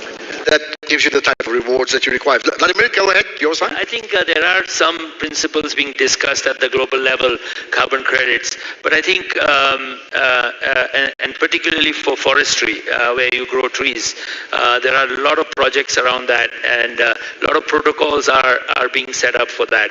I think the beyond the carbon credits, which is obvious, we need to also pay a certain premium to farmers who follow practices. Either can come through more money, or it could come through priority in purchase or better shelf space in the supermarkets. It is critical that the world addresses that. And that they must cause that shift. Momentum has to create that shift. Absolutely, point taken. Vladimir, let's get your thoughts on that. Vladimir, yeah? Yeah. Let me remind that at the Brics Forum held a year ago, it was decided to create a free trade bloc among Brics countries and to enhance our economic ties. And free trade of agricultural inputs, including fertilizers, is also discussed between our countries. And actually, it should be the first step towards free trade between 5 nations without import barriers, for example. And it would be very much helpful to sustain soil fertility, to improve crop production in our countries. And I mean, that's the type of reward you're talking about, and has been alluded to. I think it's very important. Point made. Your side, from a Brazilian perspective? Yeah, the rewarding farmers. So I think that farmers are really proud people, and the output of their work is per se their reward. But there is more than we can do. For instance, my company, we work with 12,000 farmers to supply us. So 12,000 farmers that we provide technology, that we provide knowledge. So we are improving their way to work, and this is a reward. We have to pay for that, and this is our reward. I think that's the path. Okay. Reward for that, right? Your thoughts? Let me close with a different dimension. My colleagues have covered the rewards for farmers. Yeah. But out of all of this conversation that we've been having about South Africa, Brics countries, it also applies for the African continent. Absolutely. Quickly, if you think back year 2000 up until to today, and you look at Africa's agricultural output, excluding South Africa, that increase that has happened in the continent has largely been because of the expansion in area planting, not the improvement in productivity. We care about the environment. That means then we don't want people going around cutting trees. Then we have to improve agricultural productivity by not yields, not the area planting per se. And I think all of this technology and information sharing is why it would be beneficial for Africa to boost its agricultural productivity and also interact productively with Brics. And I think that's important. And maybe as we wrap up now with a minute or so to go, I mean, you have the ear of the president, South Africa, that is. I mean, you're part of, well, we'll debate that, right? But certainly have a strategic position, right? What would, I mean, we're talking about addressing the leaders of Brics, right? The 5 leaders. In relation to agriculture, and I'll start with you. What's the one message you want to give them, very, very quickly?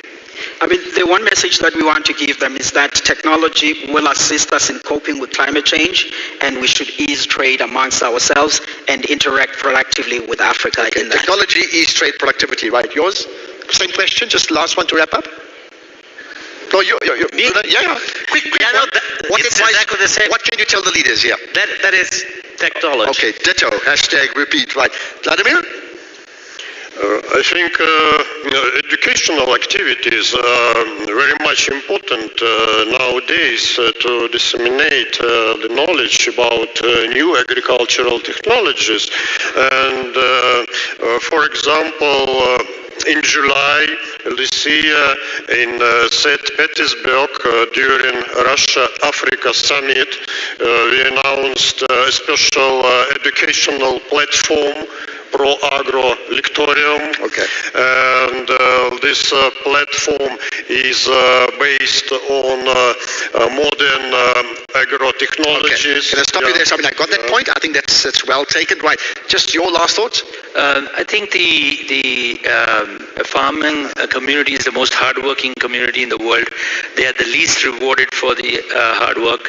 They are the most impacted by climate change, and the governments need to focus on building resilience for farmers. Otherwise, we'll have many more food crises going forward. Okay, let's wrap up then with the Junyu, yeah? On this platform, I'd like to say that we need to increase the capacity of the Brics countries to ensure that our trade can be strengthened and we can have more cooperation. Thank you so much. Leave it. I think it's a good way to end. Thank you so much. Applause for everybody here. Certainly for the panel. Thank you. And thank you for giving of your time. And good lessons learned, and I think there's a challenge certainly to the Brics community and the leadership as well. Thank you so much. Sense of urgency. Thank you. There we are. Thank you for your time. Thank you. Right, so I'll tell you what, we're going to move on. After the next session, we have a tea break. I think and I'll call upon Nozipho Shabalala once again to handle this session. And I think in the context of what we spoke about around climate change, the issues of a just transition, well, we know is a particularly important challenge. So I'll leave it to Nozi to lead the way. Thank you. Thank you so much, Ashraf. Ladies and gentlemen, as we get ready now for our next session, just before the tea break, so allow me to welcome my panelists to please join me up on stage. I'm joined by the Group CEO of Standard Bank, Mr. Sim Shabalala. Let's give him a round of applause as he comes up, please. Mr. Shabalala, your chair is right next to mine. Representing Brazil in this conversation is the president of the Brazilian Association of Animal Protein, Mr. Ricardo Santin. Let's give him a round of applause, please, ladies and gentlemen. Allow me to welcome the head of strategy at web.rf. His name is Mr. Alexia Ketchko. Let's give him a round of applause, please. I'm hearing 5 people clapping, and I'm going to ask you to help me really get the energy back up into the room. Thank you so very much. Joining us from India is Mr. Nishant Arya. He is the Vice Chairman and Managing Director of the JBM Group. Let's give him a real round of applause.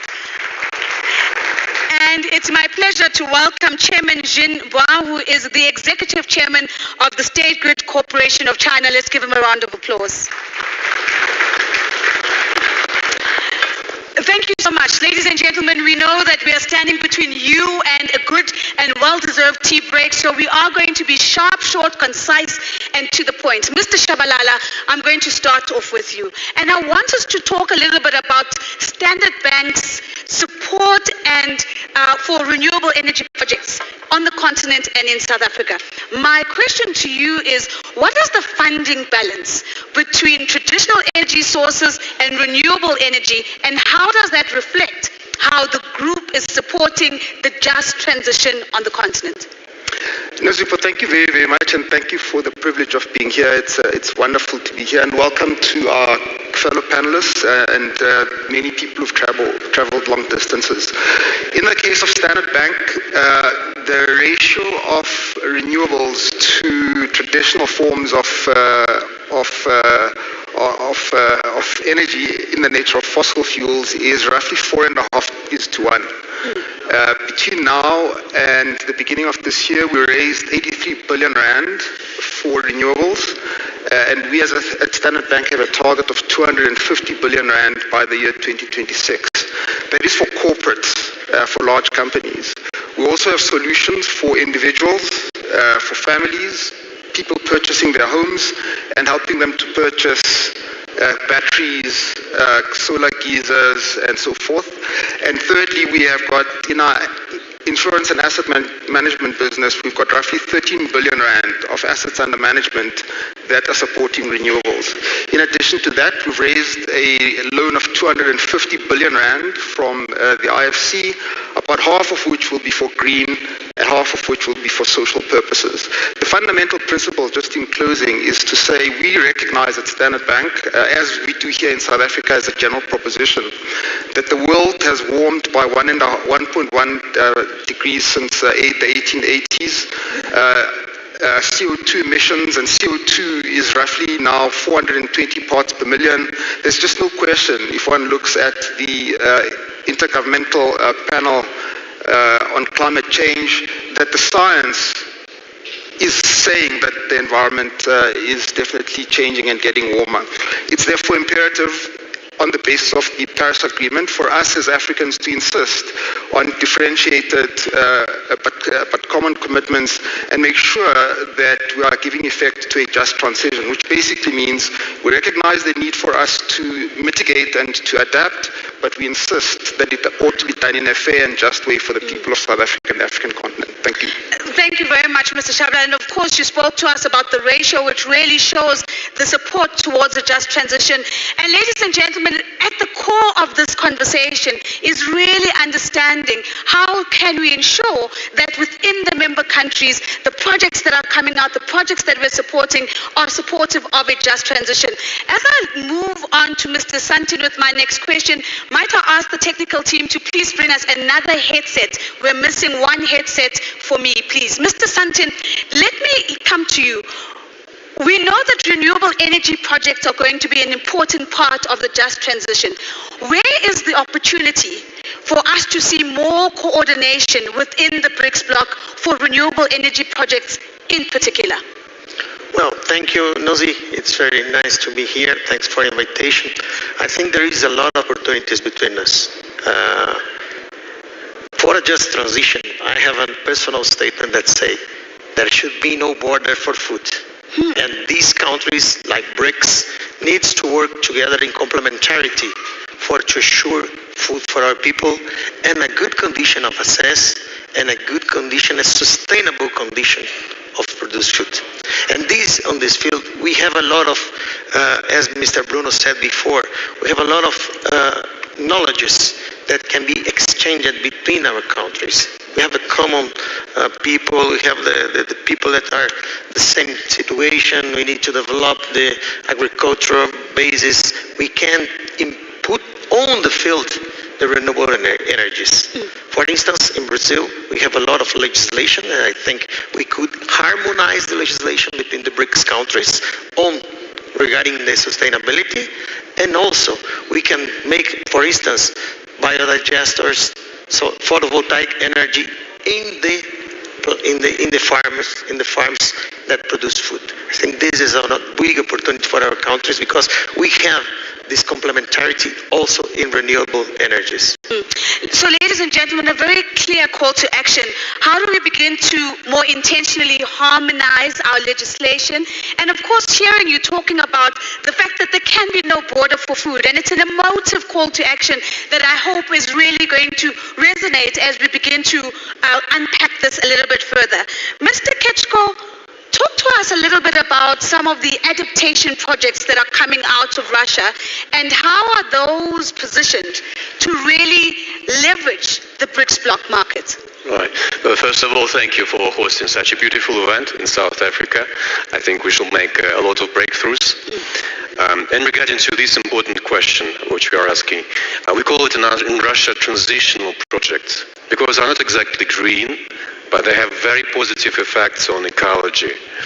And for instance, you have some old infrastructure which is producing for you heat or energy, and instead of building completely new infrastructure which is very costly, and the cost of holding such investment is very big for your country, you can modernize what you have today. And for us, when we analyze such two projects, we often see that it is more than 30 times more efficient to modernize than to build from scratch a new factory.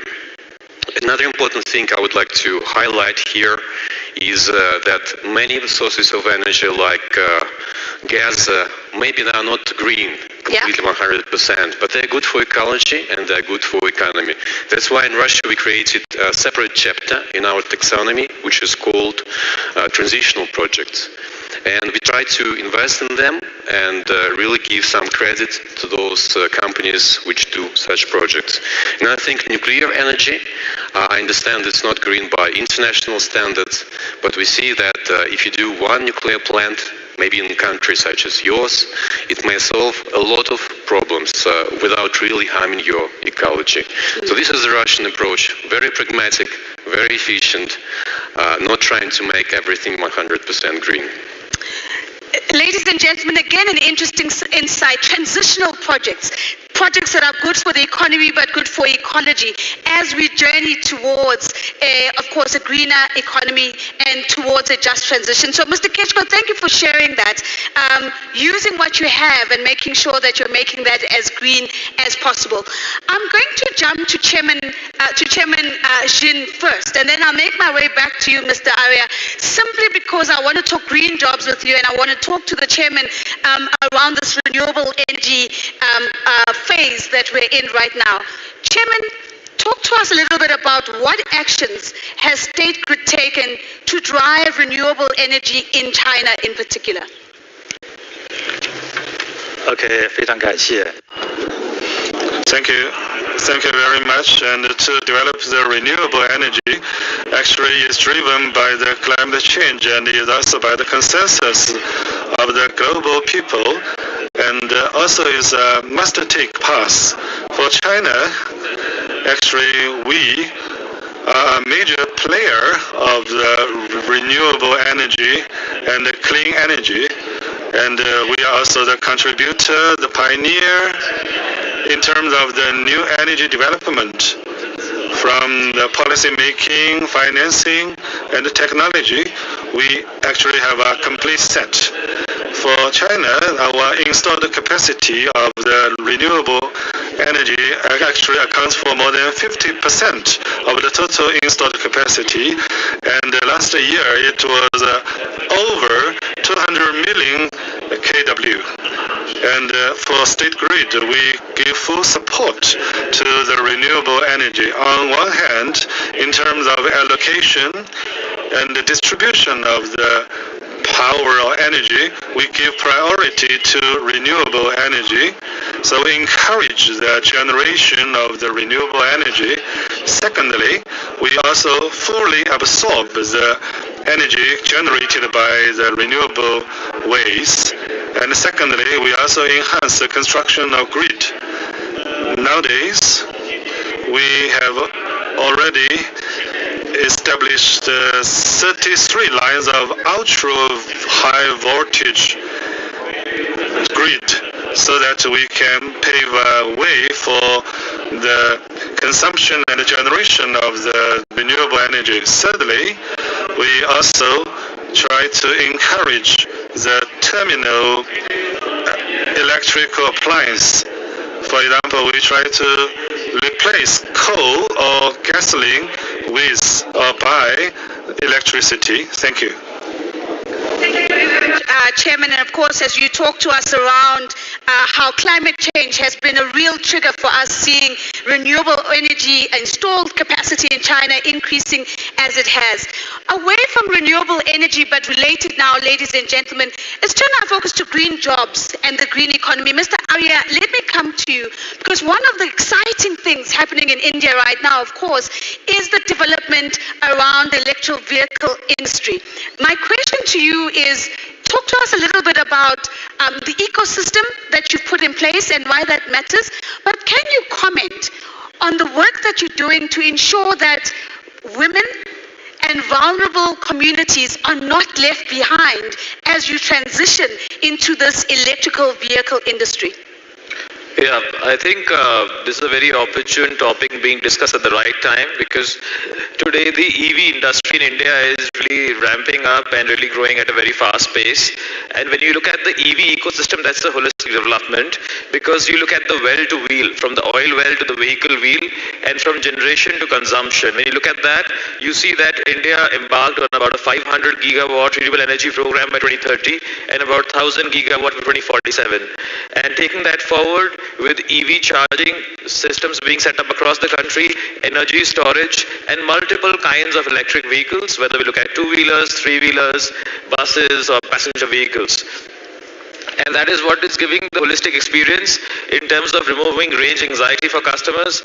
Adoption is increasing at a very fast pace, and we are able to understand that how with every, taking example of electric bus, which is used by 90% of the common man in the country, we are able to knock out about 1 billion tons of CO2 in its lifetime.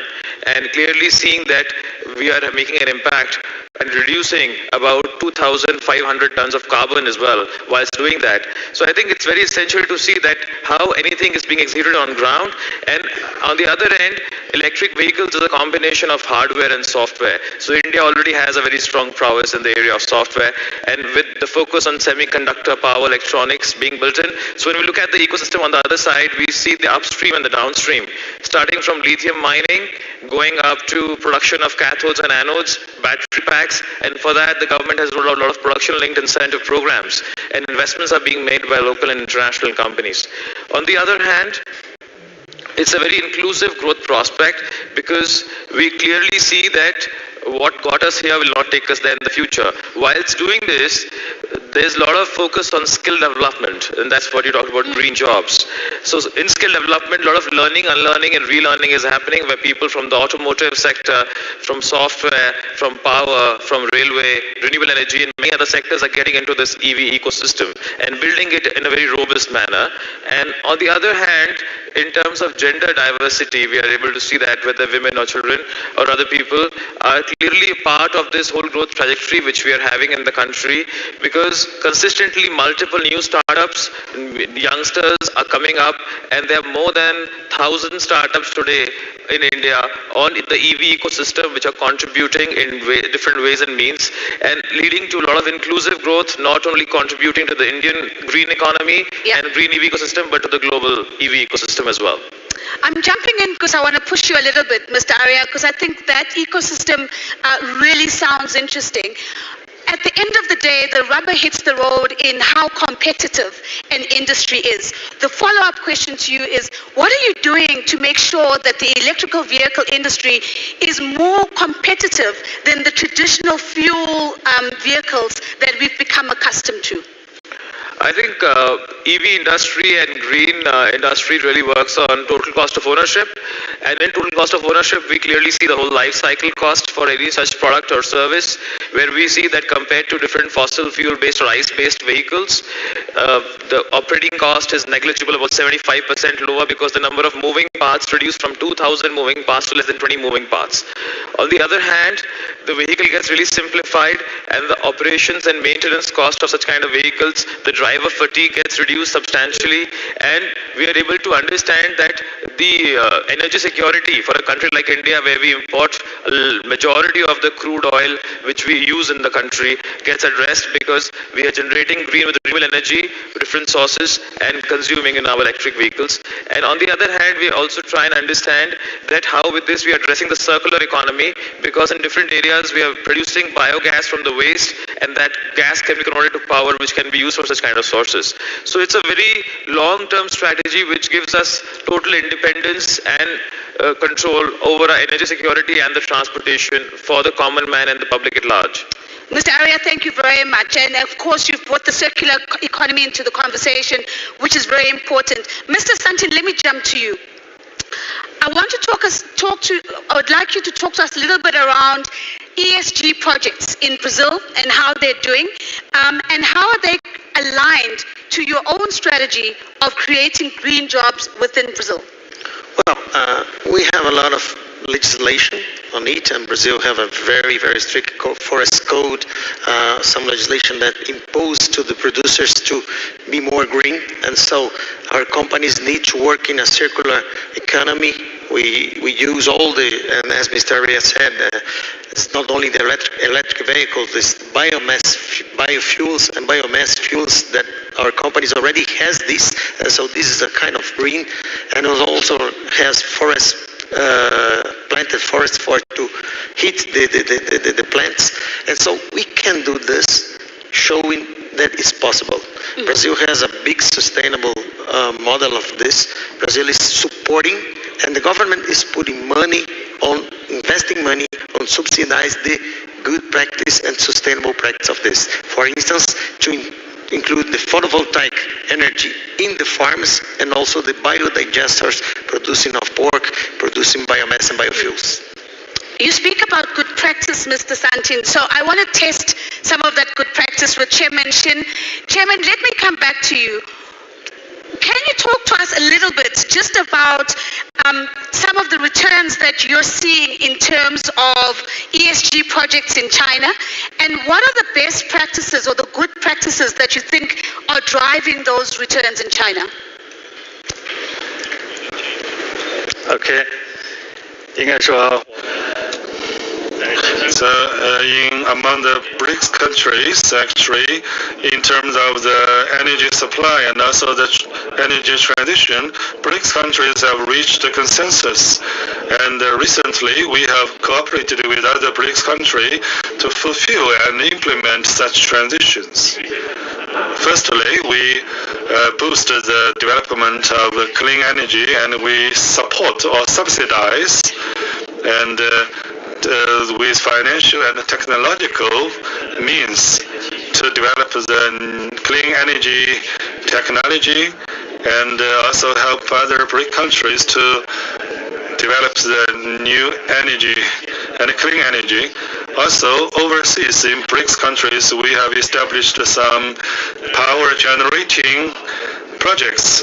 For example, in Brazil, we have established two ultra-high voltage grid so that we can transfer the water hydropower from Amazon area through 2,000 kilometers to the metropolitan areas of Brazil, and we actually reduced the consumption of coal and reduced the emission of carbon dioxide. And secondly, we also encourage the interconnection of the grids. We have established 11 cross-border grids, for example, in Africa, in Ethiopia, and also Ethiopia to Kenya, to Egypt. We have completed the 500 kV grid across the borders so that we can supply and transmit the clean energy. Thirdly, we also conducted the human resources and training exchanges. Recently, with BRICS countries, we have conducted a series of regular visits and training sessions and international seminars to stimulate and encourage the development of the clean energy. Quite a succinct insight that you're highlighting for us. How do we better support just transitions within the bloc? You say the subsidies need to be both financial and technical. We need to be looking at interconnections within the BRICS bloc. And of course, you're saying let's not forget about the people and making sure that we continue with lifelong learning opportunities and training opportunities within the bloc. Mr. Shabalala, I come to you last for fear of nepotism because we have the same surname, and I guarantee you that we're not related, but I come to you last with this set of questions. I wonder whether you can talk to us a little bit more about the gender element, because I think we talk about a just transition being inclusive, not leaving women behind, not leaving young people behind. How do we make sure that as we transition to a green economy, as we really become intentional about green jobs, that we've got a gender lens on as we do that? So, Nazipa, first of all, not only do we share a name, you're wearing blue, and the brand of Standard Bank is blue. So thank you very much for the free advertising. We deeply appreciate that. Secondly, the fact of the matter is, it's in our experience, more than half of our customer base are women, and the vast majority of decision makers are women. And therefore, in thinking about products and solutions that we design for our customers, we make sure that the people that are designing them understand women. Close to half of our executive at the Standard Bank Group are women, and therefore we're in a position to be able to formulate products and solutions that are appropriate. Secondly, nothing beats actually going out into the field and talking to customers and understanding. So I'll share a story with you. I had the privilege of visiting one of our major fossil fuel projects. I might just add it's a brown project, which we think is necessary to do because it's going to have the impact of improving people's lives. By, amongst other things, helping to remove charcoal and biomass and therefore stopping people from chopping trees and therefore improving people's health because they're not going to be using charcoal in their stoves, and it's going to be good for the environment. The important thing about this is the incredible impact that the women have got in formulating the strategies that are necessary for that project to be executed. That's just one example of how one goes about doing that, by making sure that the decision makers, people designing the products, people actually going out to sell those products are women. So it's interesting to listen to you talking not about women being an afterthought when all is done. You say women are formulating the strategy. And I think that's a massive mindset shift and a reframing around the role of women within these projects and within this process. And it's really encouraging to hear you say that. So I'm going to be a little bit cheeky because we've got about 15 minutes left. I would actually like to have one more voice for each of you. So what I'd like to do is I would like to take us to 2025. And I'm going to go to you, Mr. Santini, first, because 2025 is when Brazil hosts COP30. Quick question to you. In less than a minute, what is the significance of Brazil hosting COP30? Why would it be important for the bloc? It's very important for the bloc and for us to have the COP in Brazil. Brazil is the land of the Amazon forests. We work all the country trying to be sustainable. We are a very sustainable producer of food. We are very sustainable of producing of energy as well. And so this COP there will mean to get all the world looking to Brazil, but not only to Brazil, all the Brics countries, because we are saying to the world, we have more than 40% of the global population. We are here trying to get together and producing all the things in a sustainable way. This is the just transition that we intend to do. We want to show there that it's possible and it is achievable.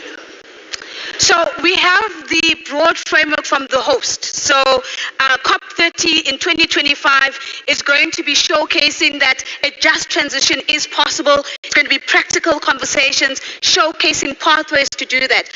The rest of my panel, I'm going to give you an opportunity to put one agenda item on the agenda for COP30. So as Mr. Santini and his government hosts, what is the one thing that you think we need to be talking about at COP30 that is going to deliver a just transition? Mr. Shabalala, I'm going to start off with you.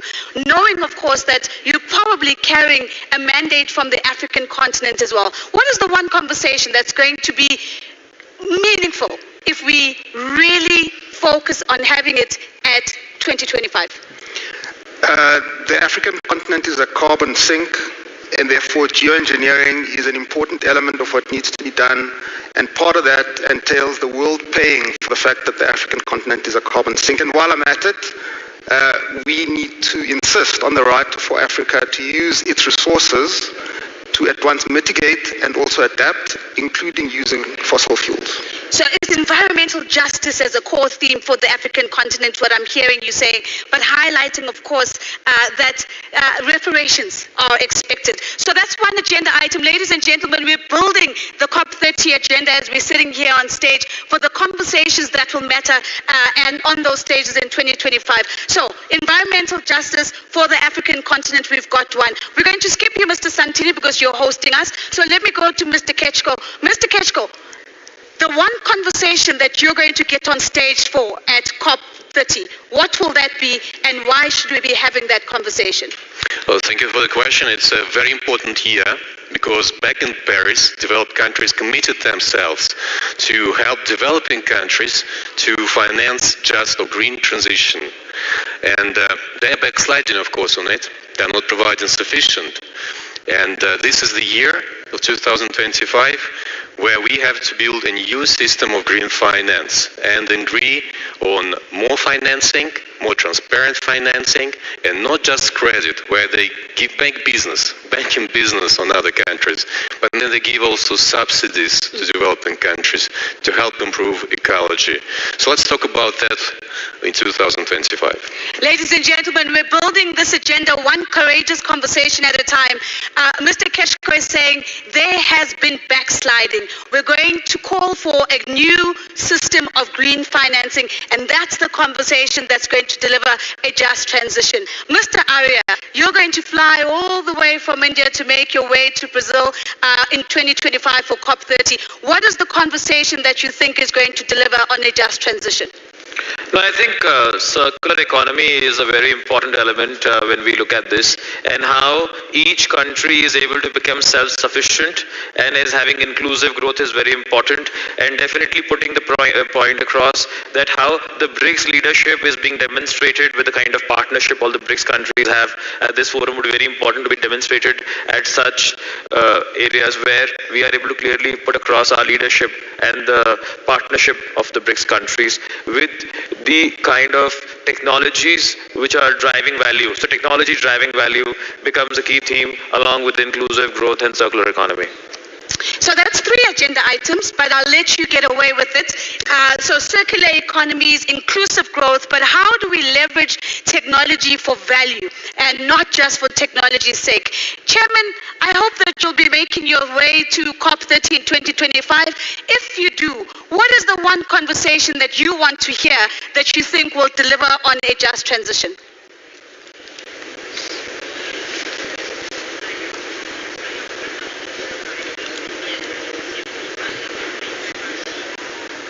Okay. Regarding the green transition of the economy, we need to take action globally in this regard. And firstly, we have to look at the change of our use of energy and the transfer or change in our energy sectors need to come from a policy level change. And additionally, we need to make sure that there is technological advancement which will hand in hand advance our energy transition. And therefore that means we need to share globally on all of these different technological advances which will push forward the sustainable development. Thank you. Ladies and gentlemen, there you have it. It's our final agenda item. We want global action and sharing. We want to have a courageous conversation around policy and policy harmonization. And we want to leverage and unlock technology for energy. So with that, we have not only had a conversation about giving meaning to what the just transition looks like for Brics, we've made it very practical, and we've also leapt forward to 2025 and said, this is what we want to be talking about at COP30. It does conclude our session. May I please ask you to please give my panelists a big, big round of applause.